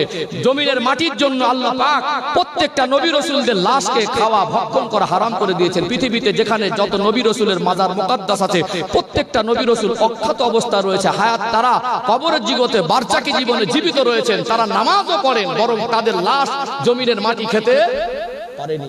এখন মানুষ বলেই দিচ্ছে নবীদের মাজার বলতে বলা যাবে না, কবর বলতে হবে। আফসোস হয়, উম্মত নবীকে সম্মান করবে না, কাকে করবে? কথা বোঝা যায়নি? বেয়াদবি আজকে আল্লাহ ওয়ালাদের সামনে হচ্ছে, বেয়াদবি নবীদের সামনে হচ্ছে, হচ্ছে না হয় না? বেয়াদবি আসলে যে বেয়াদব হয়, ওর বাপেরও আদব বোঝে না, ওর মারও আদব বোঝে না, ওর চাচারও আদব বোঝে না, হুজুর ইমামের আদব বোঝে না। বেয়াদবি করতে করতে নবীদের পর্যন্ত পৌঁছে যায়। দেখবেন যারা বেয়াদবের স্বভাব ওই রকম, মানে আমি আপনাকে সম্মান করি, এখানে আপনি খুশি হবেন, খুশি হবেন কি হবেন? আমার দ্বারা আপনি অপমানিত হলে আপনি আমার উপরে খুশি হবেন? নবীর সম্মান ছোট করে আমি কে? একটা সাধারণ মানুষের অপমান করা যাবে না। সাধারণ মানুষ সে যদি ভিক্ষুক হয়, আমার দ্বারা সে অপমান হবে। ইসলাম এই শিক্ষা আমাদের দেয়নি। আমরা নবীদের সম্মান খাটা করার চেষ্টা করছি, এটা নিশ্চয়ই অত্যন্ত দুঃখজনক। এর থেকে আমাদের বেরিয়ে এসে নবীদের প্রতি শ্রদ্ধা সম্মান রাখা দরকার, প্রত্যেকটা ইমানদার মুসলমানের দায়িত্ব। কথা ঠিক না বেঠিক? কথাগুলো আমি কি হিসাবের বাইরে বলছি বলে মনে হয়? হ্যাঁ, একটু মসজিদে আকসার গুরুত্ব সংক্ষেপে একটু আলোকপাত করলাম, দরকার ছিল না? এটা হলো মুসলমানদের প্রথম কিবলা। এই মসজিদে আকসা নির্মাণের ক্ষেত্রে একটা স্পেশাল বৈশিষ্ট্য, নবী সুলাইমান আলাইহিস সালাম দাঁড়িয়েছিলেন, জিন জাতি নির্মাণ করছিলেন। এই মসজিদের স্পেশাল বৈশিষ্ট্য, এই মসজিদের খাদেমা ছিলেন আম্মা জান হযরতে মারিয়াম আলাইহিস সালাম, যিনি হলেন ঈসা আলাইহিস সালামের মা। এই মসজিদের খাদেমা, তার আব্বা ছিলেন ঈসা আলাইহিস সালামের নানা ছিলেন একজন আল্লাহর নবী হযরত ইমরান আলাইহিস সালাম। হযরত নবী তিনি আল্লাহর কাছে বলেছিলেন, আল্লাহ আমাকে একটা সন্তান দিলে বাইতুল মুকাদ্দাসের খাদেম বানাবো। আল্লাহ সন্তান দিলেন মেয়ে, ওয়াদা খেলাফ করেননি। নবীদের ওয়াদা খেলাফ হয় না। আল্লাহর ঘর বাইতুল মুকাদ্দাসের খাদেমা বানিয়ে দিলেন। হযরত মারিয়াম, যিনি ঈসা আলাইহিস সালামের মা, মারিয়াম আলাইহিস সালামের জীবন চরিত্র এত পবিত্র ছিল, ওই মসজিদে আকসার খেদমত করতেন, খাদেমা ছিলেন। আল্লাহ পাক খুশি হয়ে তার জন্য আল্লাহ জান্নাত থেকে খাদ্য প্রেরণ করতেন। জোরে বলুন। যে মসজিদের খাদেমের জন্য, খাদেমার জন্য আল্লাহ জান্নাত থেকে খাদ্য পাঠাতেন, গল্প নয়, কোরআন শরীফ খুলবেন। আল্লাহ পাক কোরআন শরীফে স্পষ্ট করেছেন, যখন মারিয়াম আলাইহিস সালাম জান্নাতি খাদ্য খেতেন, প্যালেস্তাইনের মানুষ, ফিলিস্তিনের মানুষ অবাক হয়ে যেত যে খাদ্যটা আপনি খান, এর খুশবু পৃথিবীর অন্য কোনো খাদ্যের মধ্যে পাওয়া যায় না। যে খাদ্যটা আপনি খাচ্ছেন গোটা ফিলিস্তিনের শহরে বাজারে কোথাও বিক্রি হতে দেখি না, খাদ্য কোথা থেকে পাও? তিনি বলতেন যে ক্বালা ইয়া মারিয়াম আন্না লাকি হাযা, মারিয়াম খাদ্য কোথা থেকে আসে? মারিয়াম আলাইহিস সালাম বলতেন ক্বালাত হুয়া মিন ইনদিল্লাহ, এটা আল্লাহর তরফ থেকে আসে। বলুন না সুবহানাল্লাহ। এরকম একটা মসজিদ কি ইমানদার জীবনে ছেড়ে দেবে? ছেড়ে দিতে চাইবে? আমরাও দোয়া করি, আমাদের উচিত আমরা আল্লাহর ঘরকে রক্ষার জন্য আমরা সর্বস্ব ত্যাগ করে আল্লাহর ঘরের সম্মানটাকে রক্ষা করব। বলেন ইনশাআল্লাহ। ও ভাইজানেরা, সোনার মানিক যুবকেরা, আব্বারা মায়েরা, আল্লাহ নবী হুজুর আমার মেরাজের রাতে মসজিদে হারাম থেকে মসজিদে আকসায় গেলেন, 2 রাকাত নামাজ পড়লেন সমস্ত নবী রাসূলদের নিয়ে। নবী আমার ইমাম হয়ে ইমামতি করে নামাজ পড়ালেন। আল্লাহর ফেরেশতা হযরত জিবরাইল আমিন আলাইহিস সালাম বলতে লাগলেন, ইয়া রাসূলুল্লাহ, ইয়া হাবিবাল্লাহ, হুজুর এখন অনেক রাস্তা বাকি, যেতে হবে 7ম আসমান ভেদ করে আল্লাহর দিদারে। নবী আমার বললেন, ও ভাই জিবরাইল, আমি একটু পিপাসার্ত হয়ে পড়েছি। বুখারীর বর্ণনা এসেছে, আল্লাহ নবীর কাছে একটা পাত্রে একটা পেয়ালার মধ্যে কয়েকটা পাত্র পেশ করা হলো। একটাই ছিল মধু, একটাই ছিল মদ, আর একটাই ছিল দুধ। নবী আমার পিপাসার্ত অবস্থায় দুধের গ্লাসটাকে পছন্দ করেছিলেন। জোরে বলুন সুবহানাল্লাহ। হযরত জিবরাইল আমিন আলাইহিস সালাম বললেন, ইয়া রাসূলুল্লাহ, ইয়া হাবিবাল্লাহ, হুজুর আপনি ঠিকই পছন্দ করেছেন। আবার বোরাকের পিঠে সাওয়ার হলেন। দুনিয়া থেকে প্রথম আসমান, প্রথম আসমান থেকে দ্বিতীয় আসমান, দ্বিতীয় থেকে তৃতীয়, একটা আসমান থেকে আর একটা আসমানের দূরত্ব কতটা দুনিয়ার মানুষ সঠিক হিসাব বলতে পারবে না। তবে আজ যারা ইসলামিক স্কলার, এরা গবেষণা করে বলছে একটা আসমান থেকে আর একটা আসমানের দূরত্ব হলো দুনিয়ার 500 বছরের রাস্তার সমান। জোরে বলুন সুবহানাল্লাহ। আল্লাহ নবী হুজুর আমার বোরাকের পিঠে সাওয়ার হলেন। অল্প সময়ের মধ্যে দুনিয়া জমিন থেকে প্রথম আসমানের দরজায় পৌঁছে গেলেন। প্রথম আসমানের দরওয়াজার নাম হলো দারুল হাফায়াত। প্রথম আসমানের দরওয়াজার দায়িত্বে তার রক্ষী যে ফারিস্তা আল্লাহ পাক নিযুক্ত করেছেন, ওই ফারিস্তার নাম হলো ফারিস্তা ইসমাইল। আল্লাহর ফারিস্তা হযরত জিবরাইল আমিন বললেন, ও প্রথম আসমানের দার রক্ষী ফারিস্তা, দারুল হাফাজ জিম্মাদারিতে থাকা ফেরেশতা দরওয়াজা খুলে দেন। সঙ্গে কে? আল্লাহ কি হুকুম করেছেন? জিবরাইল আমিন বললেন ইনি অন্য কেউ নয়, আল্লাহর প্রিয় হাবিব দয়ার নবী রাহমাতাল লিল আলামিন আমার সঙ্গে। সঙ্গে সঙ্গে দরওয়াজা খুলে দেওয়া হলো। নবী আমার প্রথম আসমানে গিয়ে একজন নবীর সঙ্গে দেখা করলেন। একজন নবীর সঙ্গে দেখা হলো। ওই নবী অন্য কেউ নয়, ওই নবী হলেন হযরতে নবী আদম আলাইহিস সালাম। জোরে বলুন সুবহানাল্লাহ। আর একটু ঈমান মজবুত হবে যারা বলেন নবী মরে গেছে, মাজার মুকাদ্দাস বলা যাবে না। নবী মুসা আলাইহিস সালামকে আল্লাহ নবী নামাজ পড়তে দেখেছেন তানার কবরে, আবার ইমামতি করে বাইতুল মুকাদ্দাসে নামাজ পড়লেন। আবার আল্লাহ নবী আসমানে গিয়ে দেখা করেছেন কি করেন নাই? করেছেন কি করেন নাই? আল্লাহ পাক চাইলে তার নবী রাসূলদের মাকামটাকে আল্লাহ পাক অল্প সময়ের মধ্যে স্থানান্তর করে দিতে পারেন কি পারেন না? সাধারণ মানুষের সঙ্গে এই জন্য নবীদের কোনোদিন তুলনা করা যাবে না। নবীদের শান মান নিয়ে যদি কেউ খাটে করে, বসিরহাটের বড় মাওলানা আল্লামা ইহিন রুহুল আমিন রাহমাতুল্লাহ আলাইহি তার লিখিত কিতাব কালেমাতুল কুফর কিতাবের মধ্যে লিখেছেন, নবীদের শান মান বর্ণনা করতে গিয়ে, নবীদের ক্ষেত্রে কথা বলতে গিয়ে যদি শব্দ চয়নে ভুল হয়, তাদের সামনে যদি অপমানমূলক কোন শব্দ যদি প্রয়োগ করা হয়, এর জন্য ঈমান চলে যাবে। ও ভাইরা বাবাজিরা, এখন নবীদের প্রতি সম্মান করা দরকার আছে না নেই? চলে গেলেন প্রথম আসমানে, আদম আলাইহিস সালামের সঙ্গে দেখা হলো। আদম আলাইহিস সালামের সঙ্গে পরিচয় করিয়ে দিচ্ছেন, ইয়া রাসূলুল্লাহ ইনি হলেন সকলের আদি পিতা, আপনি তাকে সালাম করুন।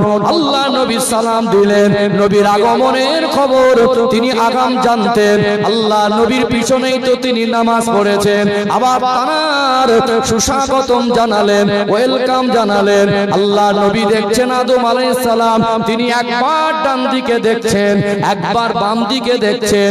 ডান দিকে যখন দেখেন অসংখ্য মাছির মাথার মতো কি যেন দেখা যায়, যেটা মানুষের চোখে গোনা সম্ভব নয়। তিনি ডান দিক থেকে মুখটা ফিরিয়ে একটু মুচকে হাসেন।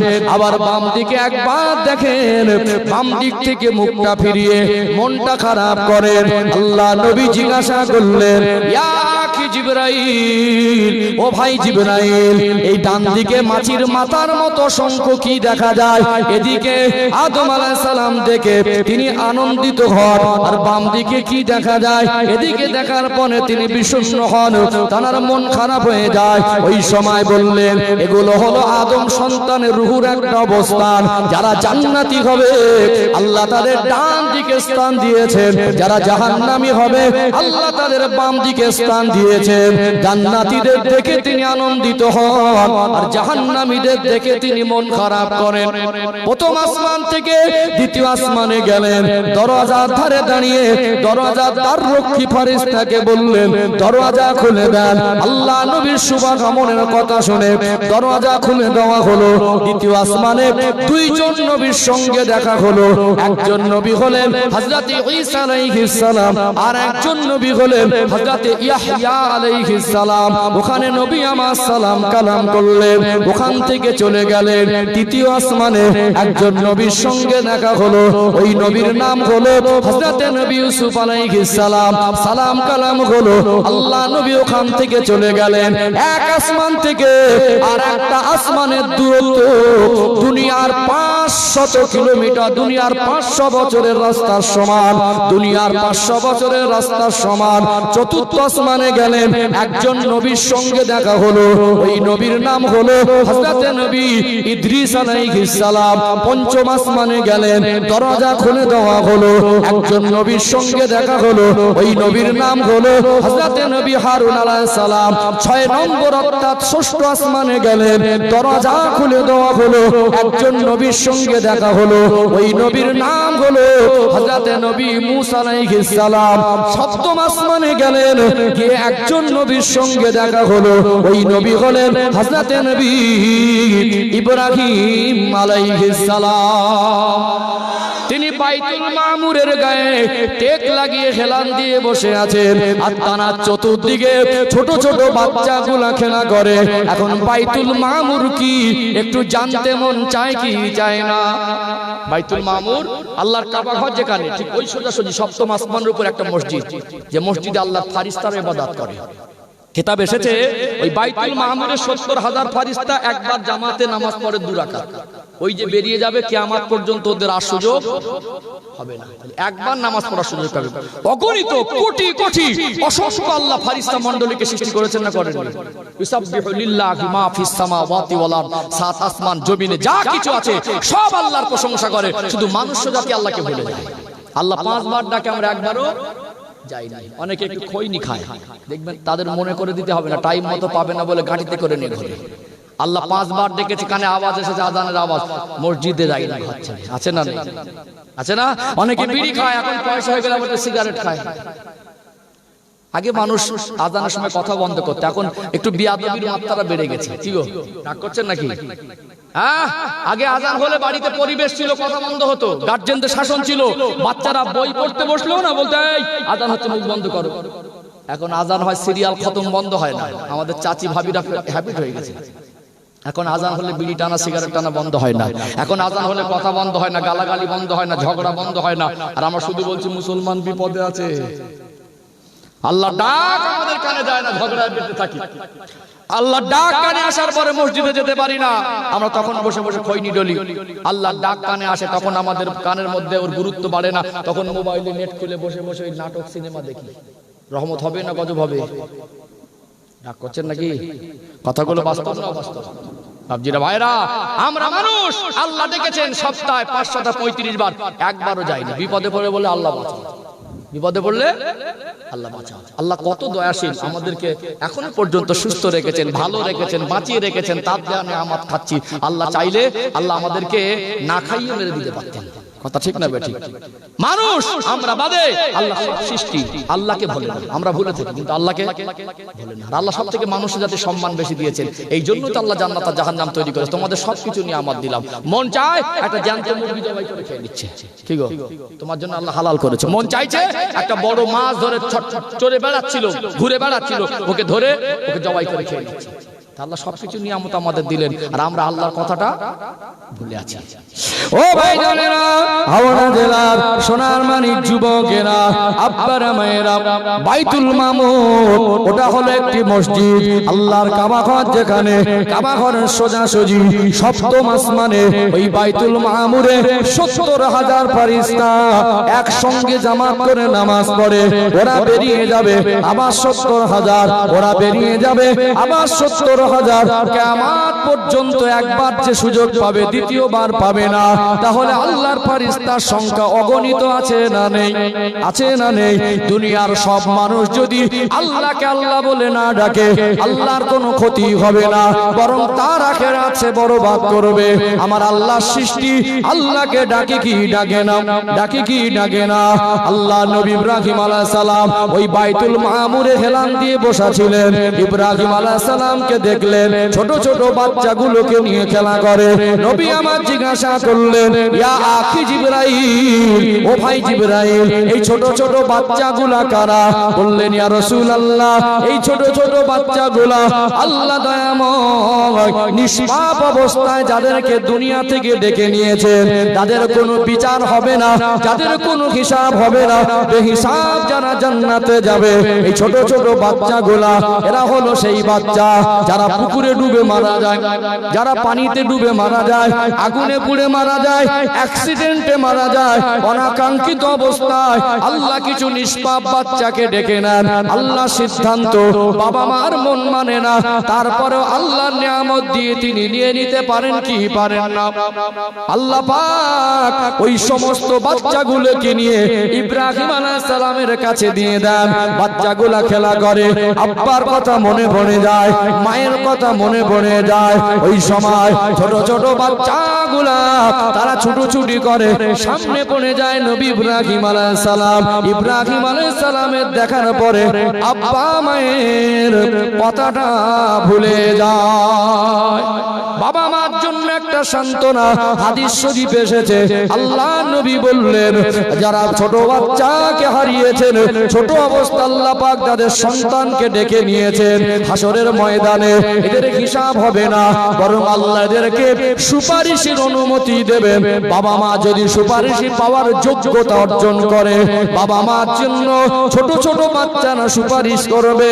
এই নিষ্পাপ বাচ্চাদের সুপারিশিতে আল্লাহ দয়াময় বাবা মাকেও আল্লাহ জান্নাত নসিব করে দেবে। বাচ্চা হারালে বাবা মার কষ্ট হয়, হয় কি হয় না? আল্লাহ সিদ্ধান্ত, কোনো বাবা মা চায় না আমার বাচ্চাটা পানিতে ডুবে মরুক, চায় অনাকাঙ্ক্ষিত ভাবে পড়ে যায়, চেষ্টা করে চোখে চোখে রাখে, তারপরেও ওই বাচ্চাগুলোর সান্ত্বনা দেওয়ার জন্য ইব্রাহিম আলাইহিস সালামের কাছে ডাকে। বাবা মা যেন কষ্ট, মা বাবার কাছে যা থাকতো তার থেকে ভালো আছে, কিন্তু মায়ার জিনিস, মায়ার জিনিস। আল্লাহ নবী হুজুর আমার সপ্তম আসমানে দেখলেন বৃহৎ একটা গাছ, যে গাছটার ফল হলো মোটকার মতো, যে গাছটার পাতা হলো হাতির কানের মতো। কোন কোন কিতাবে এসেছে ওই গাছে যত দুনিয়ায় মানুষ আসবেন, যত মানুষ এসেছেন, যত মানুষ এসেছিলেন, ওই গাছের পাতার সংখ্যা হলো অতটা। গাছের পাতা যখন ঝরে যায়, ওই গাছের পাতা ঝরে যাওয়া মানে একটা মানুষের হায়াত ফুরিয়ে যাওয়া। কোন কোন কিতাবে এসেছে ওই গাছটাকে এত বৃহৎ গাছ বলা হচ্ছে যে গাছটার গোড়াটা সপ্তম আসমানে, যে গাছটার মাথাটা হলো আল্লাহর আরশে আজিমের কাছাকাছি। এত বৃহৎ গাছ, আল্লাহ নবীকে জান্নাত জাহান্নাম পরিদর্শন করানো হলো, আরশে আজিমের নিচে নিয়ে যাওয়া হলো। হযরত জিবরাইল আমিন আলাইহিস সালাম বলতে লাগলেন, ইয়া রাসূলুল্লাহ, ইয়া হাবিবাল্লাহ, হুজুর আমার ডিউটি শেষ, আমি আর আগে যেতে পারবো না, এবার আপনি একা আগে যান। ইয়া আখি জিবরাইল, ও ভাই জিবরাইল, আমি তো চিনি না, কোথায় একা যাব, এতটা রাস্তা আপনি আমায় সঙ্গে করে এনেছেন। ওই সময় বললেন আল্লাহ তার প্রিয় হাবিবকে দাওয়াত করেছেন, আমার আর পারমিশন নেই, আমি একটু আগে বাড়লে আল্লাহ নূরের তাজাল্লিতে পুরে আমি ধ্বংস হয়ে যাব, আপনি যান, আল্লাহ ব্যবস্থা করে নেবেন। নবী আমার আরশে আজিমের নিচে গিয়ে দাঁড়ালেন। আল্লাহ পাক একটা বাহন পাঠিয়েছিলেন, ওই বাহনটার নাম হলো রফরাফ। আল্লাহ পাকের হাবিবকে নিয়ে আরশে আজিম, আরশে মহল্লা লা মাকান ৭০,০০০ নূরের পর্দাকে আল্লাহ পাক সরিয়ে দিয়ে সরাসরি আমার আল্লাহ আমার রাসূলুল্লাহকে দিদার দিয়েছিলেন। জোরে বলেন না সুবহানাল্লাহ। নারে তাকবীর, নারে তাকবীর। ও ভাইজানেরা, সোনার মানিক যুবকেরা, আব্বারা মায়েরা, আল্লাহকে দেখার পরে আমার রাসূল তিনি সোনার জবানে বলতে লাগলেন, আত্তাহিয়াতু লিল্লাহি ওয়াসসালাওয়াতু ওয়াত-তাইয়্যিবাত, আমার সমস্ত রকম ইবাদত আল্লাহ আপনার জন্য। আমার আল্লাহ আমার হাবিবকে বললেন, আসসালামু আলাইকা আইয়ুহান নাবিয়্যু ওয়া রাহমাতুল্লাহি ওয়া বারাকাতুহু। আমার হাবিব, আমি আল্লাহর তরফ থেকে আপনার উপর শান্তি বর্ষণ হোক। আসসালামু আলাইনা ওয়া আলা ইবাদিল্লাহিস সালিহিন, আমাদের উপরে এবং নেক বান্দাদের উপরে আল্লাহর রহমত বর্ষিত হোক। আল্লাহর সঙ্গে তার হাবিবের কথোপকথন, ফারিস্তা মণ্ডলী বললেন, আশহাদু আল্লা ইলাহা ইল্লাল্লাহু ওয়া আশহাদু আন্না মুহাম্মাদান আবদুহু ওয়া রাসূলুহু। এই তাশাহুদ যে আমরা নামাজের মধ্যে পড়ি, এই তাশাহুদটা আল্লাহর সঙ্গে আমার রাসূলুল্লাহ দিদারের মুহূর্তের কথোপকথনের অংশ। জোরে বলুন সুবহানাল্লাহ। আল্লাহ পাক তার প্রিয় হাবিবকে সান্ত্বনা দিলেন, আল্লাহ পাক দিদার দিলেন। কতক্ষণ বসিয়ে রেখেছিলেন, কত কথা বলেছেন, আল্লাহ তার প্রিয় হাবিব ছাড়া কেউ জানেন না। আল্লাহর হাবিবকে চলে আসতে হবে। আল্লাহ পাক জিজ্ঞাসা করলেন, হাবিব, আমি আল্লাহ আপনাকে আমার বাড়িতে মেহমান করেছি, আপনি বলুন, বন্ধুর বাড়ি বন্ধু আসে, কত কিছু নিয়ে আসে, আপনি আমার কাছে কি নিয়ে এসেছেন? আমার আল্লাহর হাবিব বিশ্ব নবী বললেন, ও দয়াময় আল্লাহ, এমন একটা জিনিস নিয়ে আপনার কাছে হাজির হয়েছি, ওটা আপনার কাছে নাই। আল্লাহ বলে, হাবিব, আমি আরশে আজিমের মালিক, আমি জামান মাকানের মালিক, জান্নাত জাহান্নামের আমার মালিক, কুল কায়নাতের স্রষ্টা। আমার কাছে কি নেই যেটা আপনার কাছে আছে? আপনি বলেন ওই জিনিসটা আপনি কি, যেটা আপনি এনেছেন সেটা আমি আল্লাহর কাছে নেই। আমার নবী বলেছেন, আল্লাহ আমি দুঃখ ভরা মন আর চোখ ভরা পানি নিয়ে এসেছি। আল্লাহ আপনার কাছে চোখের পানি আর দুঃখ তো আমি বলতে পারবো না। আমার গুনাহগার খাতাকার উম্মত উম্মতিদের দুঃখ ভরা মন আর চোখ ভরা পানি, তাদের আবদারটুকু নিয়ে এসেছি। আমার আল্লাহ বললেন, হাবিব আমি আল্লাহ আপনার যারা অনুসারী হবে কিয়ামত পর্যন্ত, আমি আল্লাহ যারা আমার প্রিয় বান্দাদের অন্তর্ভুক্ত হব তাদের সহায় হয়ে থাকবো। আরো জোরে বলুন ও ভাইরা বাবাজিরা, দুনিয়ার মানুষের জন্য আল্লাহ কোরআন শরীফে মুমিনদের জন্য সুসংবাদ দিয়েছে না দেয়নি? ওয়ালা তাহিনু ওয়ালা তাহজানু ওয়া আনতুমুল আলাউনা ইন কুনতুম মুমিনিন। বান্দা তোমরা যদি মুমিন হয়ে যাও, দুনিয়ার কোন শক্তি আর ব্যক্তি তোমাদের ক্ষতি অপমান করতে পারবে না। আল্লাহকে মাননেওয়ালা হয়ে যেতে হবে, রাসূলুল্লাহকে মাননেওয়ালা হতে হবে কি হবে না? আল্লাহ পাকের হাবিব চলে আসবেন, বলুন তো দেখি কোথায় চলে যান? উমরা হজে যান, ফরজ হজে যান, আজমিরে যান, ফুরফুরা শরীফে যান, এমন কি বাজারে গেলেও বাচ্চাদের জন্য খাবার আনা হয় কি হয় না? নবীর দেশে গেলেও পৃথিবীর শ্রেষ্ঠ পানি আবে জমজমের পানি, তার সাথে একটু আল্লাহ নবীর প্রিয় খাদ্য খেজুর আনা হয় কি হয় না? নবী যখন আসবেন তার উম্মতের কাছে শোনাবেন, আল্লাহর কাছে গিয়েছিলাম, আল্লাহ দিদার করেছি, আল্লাহর সঙ্গে কথা বলেছি। তার উম্মতরা বলবে, আল্লাহর কাছে গিয়েছিলেন, আমাদের জন্য কি এনেছেন? হাবিব খালি হাতে আপনায় পাঠাবো না, আমি আল্লাহ আপনার উম্মতের জন্য উপহার হিসাবে 50 ওয়াক্তের নামাজ আমি আল্লাহ ফরজ করে দিলাম। এখানে একটু ব্যাখ্যা দেব, 50 ওয়াক্ত কেন? 50 ওয়াক্ত যে যাকে বেশি ভালোবাসে সবসময় তার কাছেই থাকতে চায়, সবসময় তার আল্লাহ বান্দাকে এত বেশি ভালোবাসে, আমাদেরকে পৃথিবীতে অত ভালোবাসা আর কেউ বাসতে পারে না। মার কাছে একটু খারাপ কাজ করলে মা রেগে বলে, আমাকে মা বলে ডাকবি না। বান্দা যত বেশি গুনাহগার হোক, বান্দাকে আল্লাহ কোনোদিন বলে না যদি আমাকে ডাকবি, বরং বান্দা যত খারাপ পথে নেমে যাক, ওই বান্দা যদি ঘুরে আসে, আল্লাহ বলছেন আমি আল্লাহ ওর জীবনের গুনাহগুলো তওবা করলে শুধু মাফ করি না, ওগুলো নেকি দিয়ে পরিবর্তন করে দেই। বলবেন না সুবহানাল্লাহ? একটা মানুষের জীবনে যত সম্পর্ক আছে, দুটো সম্পর্ক খাঁটি নিয়ামত, একটা বান্দার আল্লাহ আর একটা নবী আর উম্মত। এই দুটো সম্পর্ক যার ঠিক হয়ে গেছে, জাহান্নামটা তার হারাম হয়ে গেছে, জান্নাত ওয়াজিব হয়ে গেছে। জোরে বলুন সুবহানাল্লাহ। নবী আর উম্মতের সম্পর্ক ঠিক করতে হবে, বান্দার আল্লাহ সম্পর্ক ঠিক করতে হবে। যে বান্দা প্রতিনিয়ত আল্লাহর কাছে 50 বার সাজিদা দেবে, আল্লাহর কাছে মাথা নত করবে, আল্লাহর কাছে রুকুতে যাবে, সুবহান রাব্বিয়াল আলা, সুবহান রাব্বিয়াল আলা, সুবহান রাব্বিয়াল আযীম, আমার আল্লাহ তার কাছে এত আনন্দের হবে, আল্লাহ তার সব জিম্মাদারি তিনি নিজেই গ্রহণ করে নেবেন। জোরে বলুন। আল্লাহ দিয়েছেন, আল্লাহর মন অত ছোট নয়। আল্লাহ দিলেন কি? আল্লাহ পাক দিলেন 5 ওয়াক্ত না 50 ওয়াক্ত। আপনাকে যদি কেউ মনে একটা 5 টাকার কয়েন দেয় আর যদি 5 লাখ টাকা সোনা দেয়, কোনটা নেবেন? 5 লাখ টাকা সোনা নেবে। 5 টাকা কোথায়? 5 লাখ টাকা কোথায়? দামি জিনিস উপহারটা মানুষ পছন্দ করে। আল্লাহ ছোটখাটো দিন, যাও 50 ওয়াক্ত দিলাম।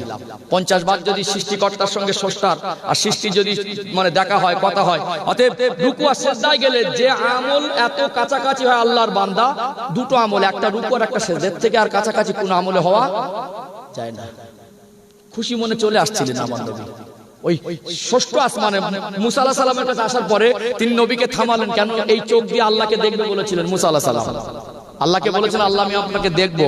আল্লাহ বলেছিলেন, লান তারানি ইয়া মুসা, তুমি আমাকে কখনো দেখতে পাবে না। তিনি বললেন, আমি তো দেখতে পাইনি। যে চোখ দিয়ে আল্লাহকে দেখেছেন, আল্লাহ দেখার চোখের দিকে বারবার দেখছিলেন। আল্লাহর হাবিবকে থামিয়ে দিলেন আর আল্লাহ রাসূলের মাথা থেকে পা পর্যন্ত দেখছিলেন। ওই চোখ কত সৌভাগ্যবান, যে চোখ দিয়ে স্বয়ং আল্লাহকে দিদার করে সবেমাত্র ফিরে যাচ্ছেন।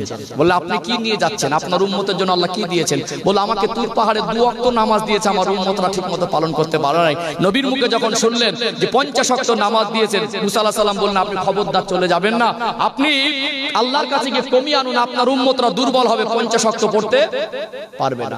চলে গেলেন আল্লাহর কাছে। সংক্ষেপ করব, বেশি বললে টাইম খেলে টাইম খাওয়া যাবে, টাইম যদি মনে করে নষ্ট করব ছোট আজ টেনে লম্বা করা যাবে। আল্লাহর কাছে গিয়ে বললেন, আল্লাহ 5 ওয়াক্ত কমালেন, মোট 9 বার গেলেন।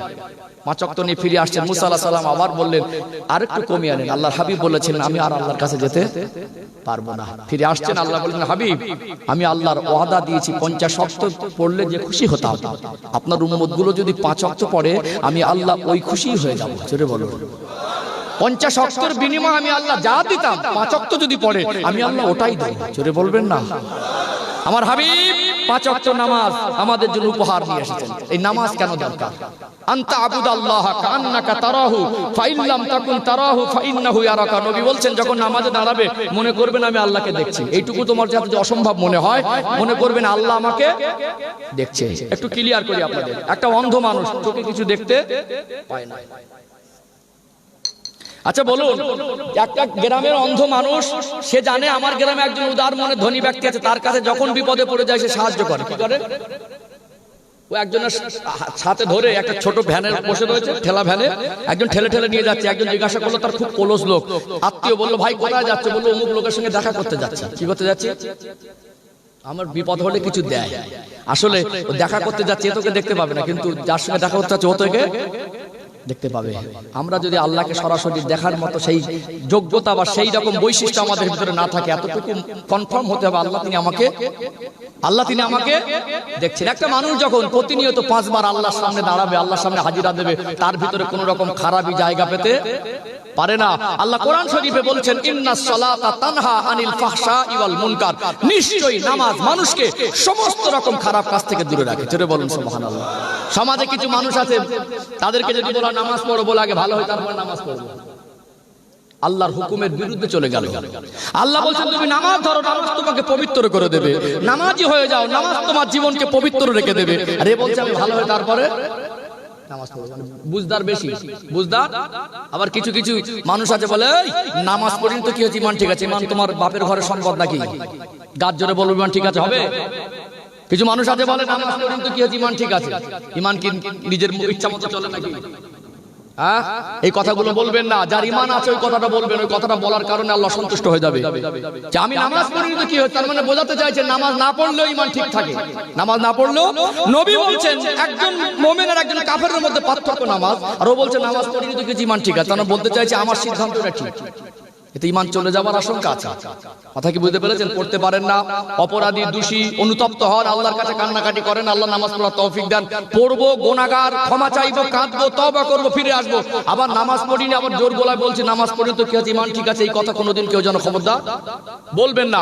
কেউ বলেছেন আমি তাকে আক্রমণ করছি, এগুলো যেন খবরদার আমরা কোনোদিন যেন ভুলবশত না বলি, কোনোদিন যেন না বলি। সম্মানিত ভাইরা, নবী বলেছেন তোমাদের মধ্যে বড় চোর কে? তোমাদের মধ্যে সম্পদ চুরি করনেওয়ালাকে নবী বড় চোর বলেননি, বলেছেন তোমাদের মধ্যে বড় চোর হলো ওই ব্যক্তি যে নামাজে চুরি করে। অতএব নামাজ এমন একটা ইবাদত, নামাজ এমন একটা ইবাদত, নবী বলছেন আফজালুল ইবাদাতি ইবাদাতুস সালাহ। পৃথিবীর মধ্যে যত ইবাদত আছে সবথেকে শ্রেষ্ঠ ইবাদত হলো নামাজ। কোন সাহাবী নামাজ ছেড়ে দেয়নি। আমার নবীর উপরে 6 ওয়াক্ত নামাজ ফরজ ছিল, আমাদের উপরে 5 ওয়াক্ত। নবীর উপরে তাহাজ্জুদের নামাজটা আল্লাহ ফরজ করে দিয়েছে। পৃথিবীতে কোনো তাবী নামাজ ছেড়ে দেয়নি। আমরা ইমাম মানি, কোন ইমাম নামাজ ছেড়ে দেয়নি। আমরা আল্লাহর ওলিদের মানি, কোন আল্লাহর ওলি নামাজ ছেড়ে দিয়ে আল্লাহর ওলি হতে পারিনি। নামাজ ছেড়ে দিয়ে যত ভালো কাজ করেন 1000 মসজিদ করে দেবেন। পৃথিবীতে যত ভালো কাজ করেন নামাজ ছেড়ে দিয়ে আল্লাহকে সন্তুষ্ট করা সম্ভব হবে না। অতএব নামাজ ছাড়া ঈমান পরিপূর্ণ হতে পারে না। একজন বেনামাজি কামিল ঈমানদার হতে পারে না। এখানে বসে প্রতিজ্ঞাবদ্ধ হতে হবে আমরা নামাজি হব। বলেন ইনশাআল্লাহ। এবার নামাজ কেন পারে না নামাজি কিভাবে হবে রাস্তাটা খুঁজে দেবো ইনশাআল্লাহ। কথা ঠিক না বেটি? আসুন একটু পরবর্তী ঘটনায় আসি। আমি নামাজের গুরুত্ব আর কিছু কথা ইনশাআল্লাহ আমি বলবো। যখন নামাজে দাঁড়াবো মনে করবে এটা আমার জীবনের শেষ নামাজ। কি নামাজ? জীবনের। যদি কোনো মানুষ নামাজে দাঁড়িয়ে মনে করে জীবনের শেষ নামাজ, তার নামাজটা আর তাড়াহুড়ো থাকবে না, ফাঁকিয়াত হবে না। আল্লাহ ফজরের নামাজ পড়েছি, যদি আপনি ডেকে নেন জোহরের আগে আলহামদুলিল্লাহ, আমার তো যেতেই একদিন হবে, তাহলে আমার মরণটা যদি হয় নামাজিদের অন্তর্ভুক্ত হয়ে হবে। নামাজি মানুষ মৌতকে ঘৃণা করে না, তার কাছে মুমিনের কাছে মৌত তোহফা, আর গুনাহগারের কাছে মৌত ঘৃণা। যদি আপনার মউতটা অপছন্দের হয়, ঘৃণার হয়, বুঝতে হবে আপনার আমলে ঘাটতি আছে। সে আমি হই আর আপনি হন। আর একজন মানুষ যদি 5 ওয়াক্ত নামাজি হয়, যে হালাতেই থাকে, নামাজ ছাড়ে না, বসেও পড়ে, টেক লাগিয়েও পড়ে, আর হালাতেই নামাজ পড়ে, এমন একটা পরিস্থিতি হয়তো নামাজ পড়ার পজিশনও পাচ্ছেন না, তারপরে মনে অনুতপ্ত হয়, ওই মানুষটার কাছে মউত ঘৃণার হতে পারে না, কষ্ট হতে পারে না। এক ওয়াক্ত নামাজ পড়ে বলে, আল্লাহ এটা আমার সৌভাগ্য যে আমি সুস্থ হালাতে আপনার বড় হুকুম পালন করেছি, আপনার যদি মঞ্জুর হয় তো জোহরের আগে মউত দেন, নামাজি হয়ে মরবো। জোহর পড়ে নিয়ে বলবো, আল্লাহ যদি আসর পর্যন্ত বেঁচে থাকি তো পড়বো, আসরের আগে যদি মউত দেন আলহামদুলিল্লাহ আমি নামাজি হয়ে মরবো। কথা বোঝা যায়নি? মোমেন তিনি এক ওয়াক্ত নামাজ পড়ে আর এক ওয়াক্তের জন্য অপেক্ষা করে। মোমেন তিনি যিনি যে নামাজে যখন দাঁড়ায় তখন নামাজটাকে শেষ নামাজ মনে করে পড়ে। মোমেন তিনি যখন নামাজে দাঁড়ায় তিনি মনে করেন আল্লাহর সামনে দাঁড়িয়েছে, আল্লাহ আমাকে দেখছেন। অতএব এইরকম মানসিকতা যদি আমাদের হতো, আল্লাহ আমাদের জিম্মাদার হয়ে যেত। আমাদের আল্লাহ জিম্মাদারিতে আমরা আসতে পারি, এটা আমাদের ব্যর্থতা, এটা আমাদের কমজোরি, এটা আমাদের দুর্বলতা, এটা আমাদের বদমাইশি, এটা আমাদের দুনিয়ার গাফলাতি। আল্লাহ আমাদের বোঝার তৌফিক দান করেন, বলেন আল্লাহুম্মা আমিন। ও ভাইজানেরা, সোনার মানিক যুবকেরা, আব্বারা মায়েরা, আল্লাহ নবী হুজুর আমার চলে আসলেন ফিরে। এসে দেখলেন আল্লাহ নবী যেখানে উযু করেছিলেন, উযুর পানিটা তখনও গড়িয়ে যাচ্ছে। জোরে বলুন সুবহানাল্লাহ। নবী আমার ঘরের দরজা বন্ধ করেছিলেন, ঘরের বালা বা শিকল থাকলে বন্ধ করার সাথে সাথে জোরে বন্ধ করে দিলে একটু নড়তে থাকে কি থাকে না। নবী আমার ঘুরে এসে দেখলেন তখনও ঘরের বালাটা নড়ছে। ফজর ওয়াক্তে আল্লাহ নবী নামাজ পড়লেন। সকাল সকাল আবু জেহেলের সঙ্গে দেখা হয়ে গেল।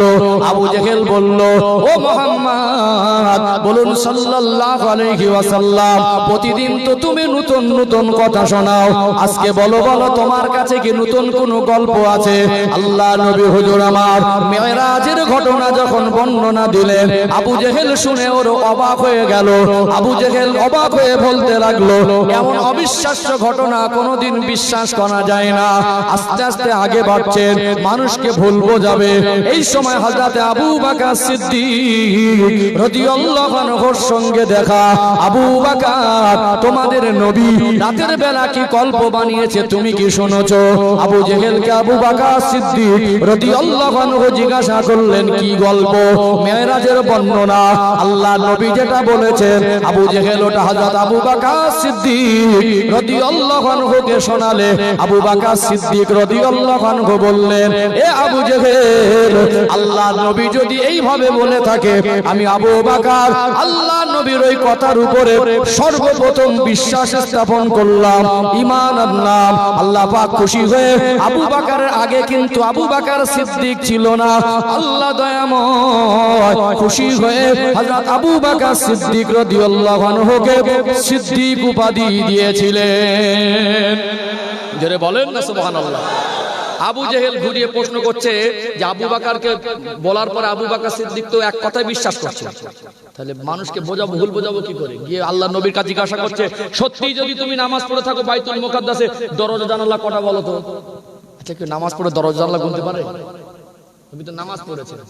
আল্লাহ নবী জবাব দিতে না পারলে আবু জেহেল হাসবে, আল্লাহ সহ্য করেননি। আল্লাহ বলেছিলেন, জিবরাইল আমার হাবিবের সামনে গিয়ে বাইতুল মুকাদ্দাসের নকশাটা ধরেন। নবী দেখে দেখে, আল্লাহর ফেরেশতা জিবরাইল আলাইহিস সালাম ধরেছিলেন, নবী তার চোখ দিয়ে দেখে দেখে বলে দিয়েছিলেন। জোরে বলবেন না, জোরে বলবেন না। অতএব আল্লাহর নবী জীবনের মেরাজের ঘটনা সত্য হতে সন্দেহের অবকাশ নেই। এখন এটা কারোর কাছে আজকে দিনেও যারা মুশরিক কাফের, যারা ইসলাম সম্পর্কে ধারণা রাখে না, তারা নবীদের জীবনের বৈশিষ্ট্য সম্পর্কে যাদের সম্পূর্ণ জ্ঞান নেই, এদের কাছে গল্প মনে হবে। এদের কাছে কোরআন শরীফের আয়াত আছে বলে না তো আজকে দিনে বহু আলেম বলতো যেটা কেসা কাহিনী, এটাও বলে দিত কেসা কাহিনী। আমি ঠিক এই জায়গাটা বলতো না, কিছু কিছু মানুষ বলতে কেসা কাহিনীগুলো শুনেছিস, আজকে দিনে আমাদের মুসলমানের ভিতরে কিছু বলে ফেলতো, যেহেতু কোরআনের আয়াত আছে এই জন্য কেউ অস্বীকার করেন। এখন আপনাদের কারোর মনে প্রশ্ন জাগতে পারে যে পানি গড়িয়ে যাচ্ছিল, এসে দেখছেন পানি গড়াচ্ছে, বালা নড়ছিল এসে দেখছেন বালা নড়ছে, এটা অসম্ভব কি করে হয়? মানুষের কাছে মনে হবে, কিন্তু আল্লাহর কাছে অসম্ভব বলে কিছু। ইন্নাল্লাহা আলা কুল্লি শাইইন কাদির। একটা সহজ সরল ভাবে একটা সাধারণ উদাহরণ দিলে আপনাদের মন ক্লিয়ার হয়ে যাবে। সাধারণ উদাহরণ দিলে মন ক্লিয়ার হয়ে যাবে। বলুন, এক্ষুনি যদি আপনাদের হাওড়া জেলা ধুলোগড়ে মুখ্যমন্ত্রী আসতে চায়, নবান্ন থেকে ধুলোগড় টোল ট্যাক্স পর্যন্ত যে গাড়ি যেখানেই আছে, পুলিশ যদি মনে করে সব গাড়িগুলোকে রাস্তা ছাড়া সাইড করে দিয়ে একটা লেন পুরো খালি করে দেবো, সম্ভব না? অসম্ভব। মুখ্যমন্ত্রী আসা যতক্ষণ না টোল ট্যাক্স পার হবে ততক্ষণ না একটা গাড়ি চলবে না, যে যেখানে আছে সবকটাকে থামিয়ে রাস্তার ধারে দাঁড় করিয়ে দেবে, চলে যাবে সেখান থেকে ছাড়বে। দুনিয়ার মানুষের সিস্টেমে, দুনিয়ার মানুষের চলার হাজার হাজার গাড়িগুলোকে যদি থামিয়ে দিয়ে একটা রাস্তা খালি করা যায়, সেই লোকটা চলে গেলে আবার যদি সেখান থেকে শুরু করা যায়, আল্লাহ শুধু বলেন কুন হয়ে যায় ফায়াকুন, আল্লাহ বলে হও তো হয়ে যায়। সে আল্লাহ তার তামাম কুল কায়নাতকে আল্লাহ পাক স্টপ করে রেখে তার হাবিবের সঙ্গে আল্লাহ দিদার করিয়ে আবার আল্লাহ ঘরে ফিরিয়ে সেখান থেকে আল্লাহ পাক আবার পৃথিবীকে চালনা করতে পারেন না। এটা মুমিনের কাছে অবিশ্বাসের কোনো অপশনই নেই, কিন্তু কাফেরের কাছে বিশ্বাস করা খুবই খুবই কঠিন। অতএব আল্লাহর নবীর জীবনের মেরাজের একটা বিস্ময়কর ঘটনা, কথা ঠিক না বেঠিক, একটা বিস্ময়কর ঘটনা। এই ঈমানটা যাতে মজবুত হয়, এই প্রসঙ্গে আরেকটা দৃষ্টান্ত কোরআন থেকে তুলে ধরি। কোরআন থেকে সংক্ষেপে 2-5 মিনিট, তারপরে নামাজের গুরুত্বটা আরেকটু বলে ইনশাআল্লাহ সমাপ্ত করব। একটা নাগাদ শেষ করার ইচ্ছা ছিল, একটা 5, তবে আমাকে একটু লেটে তুলেছেন। আমি চাচ্ছিলাম যে 11টা, একটা আমি একটু লেটে 10-20 মিনিট 10-20 মিনিট পুরো করে দেই ইনশাআল্লাহ, নাকি? হ্যাঁ, আরেকটু 10 মিনিট, অসুবিধা নেই, সব দিকটা বোঝা থাকবে, কষ্ট দেবো না ইনশাআল্লাহ। একটু তাকবীর দেন তো, না আর এই তাকবীর, আলহামদুলিল্লাহ। এইটাই হচ্ছে ঐতিহ্য হাওড়া জেলার, মানে রাত ভারী হলে বোঝা যায় না, রাত ভারী হলে বোঝা যায় না। দুই এক জায়গায় মানুষ কি রেখে বসে থাকে নাকি বোঝা যায় না, তাকবীর আওয়াজ কি, মুখ ফুটে কথাই বলবে না, এত জোরে বলে তাকবীর দেন, সুবহানাল্লাহ বলেন, ভুক ভুক ভুক মনে হবে কারা বসে, সব মনে হয় অন্ধ, সব মনে হয় কালা। হ্যাঁ, কিছু কিছু জায়গায় ওয়াজ করে এরকম মনে হয়, একদম মনে হবে যে বাড়ির থেকে কি রেখে এসে বসেছে, কথাই বলবে না। হাজার বার বলেন একটু সুবহানাল্লাহ বলেন, বলবেই না, আওয়াজই নেই মসজিদে। মাঝে এমন এমন জায়গায় যায় মসজিদে কোনো আওয়াজ নেই, বিশ্বাস করুন আল্লাহর মেহেরবানি। একটু আল্লাহকে মন থেকে ডাকা, এটা একটা সৌভাগ্যের, মন থেকে ডাকা এটা একটা সৌভাগ্যের। একটু প্রাণ ভরে ডাকেন না, নারী তাকবীর, আলহামদুলিল্লাহ। আর একটু প্রাণ ভরে নারী তাকবীর। সিলসিলায়ে হক মুজাদ্দিদে জামান ধুলোগড়ি মোল্লাপাড়া গ্রামবাসী বিন্দু, এই জলসার কমিটির সাহেবানগণ, নারী তাকবীর। তাহলে এটা আমাদের কাছে অবিশ্বাসের কোনো সন্দেহের অবকাশ, আমরা মন থেকে বিশ্বাস করি, এটা সন্দেহ কোনো নেই। আল্লাহ পারে কি পারেন? আল্লাহ পাক পারেন। সম্মানিত ভাইরা, আল্লাহ কি না পারে আরেকটা উদাহরণ দেই। আসহাবে কাহাফের ঘটনা একটু সংক্ষেপে তুলে ধরি, খুব চমৎকার একটা ঘটনা। আসহাবে যখন আল্লাহর নবী প্রাথমিকভাবে দিন প্রচার করছিলেন, বহুভাবে গোটা আরব অনারব সাড়া পড়ছিল যে এরকম বিস্ময়কর কিছু কথাবার্তা আল্লাহর কোরআন দিয়ে তিনি দিনের দাওয়াত দিচ্ছেন, কলেমার বাণী প্রচার করছেন। তখন মদিনায় যখন খবর পৌঁছালো, মদিনার ইহুদিরা বলল, সত্যিকারে যদি আল্লাহর নবী হয় 3টে প্রশ্নের উত্তর জানবে। কটা প্রশ্নের? আমি আসহাবে কাহাফের ঘটনাটা সংক্ষেপে বলি, এর ভিতরে ঈমান মজবুত হওয়ার কথা আছে ইনশাআল্লাহ। অনেক কিছু অবিশ্বাস্য আল্লাহর কাছে সম্ভব, সেইটুকু ক্লিয়ার করছে ইনশাআল্লাহ। মদিনার ইহুদিরা বলল, যদি সত্যিকারে মক্কায় যে নবীর আবির্ভাব হয়েছে, যিনি নবী বলে দাবি করছেন, উনি যদি সত্যিকারে নবী হয়, নিশ্চয়ই 3টে প্রশ্নের উত্তর জানবেন। 1 নাম্বার হলো রূহ কি, 2 নাম্বার হলো জুলকারনাইন কে, 3 নাম্বার হলো আসহাবে কাহাফ কারা। এই 3টে প্রশ্ন আল্লাহ নবীর কাছে কাফেররা করেছিল। নবী বলেছিলেন কালকে বলবো, ইনশাআল্লাহ টুকু বলেননি। কি বলেননি? ইনশাআল্লাহ বলেননি। আল্লাহ যদি রাজি থাকে ইনশাআল্লাহ, মানে আল্লাহ যদি ইনশাআল্লাহ, যদি আল্লাহ পাক রাজি থাকে তো সম্ভব। আমি কালকে আপনার বাড়ি আসবো, কাল পর্যন্ত হায়াত না থাকতে পারে, এই জন্য বলতে হয় ইনশাআল্লাহ। আমি আপনাকে জিনিসটা দেব।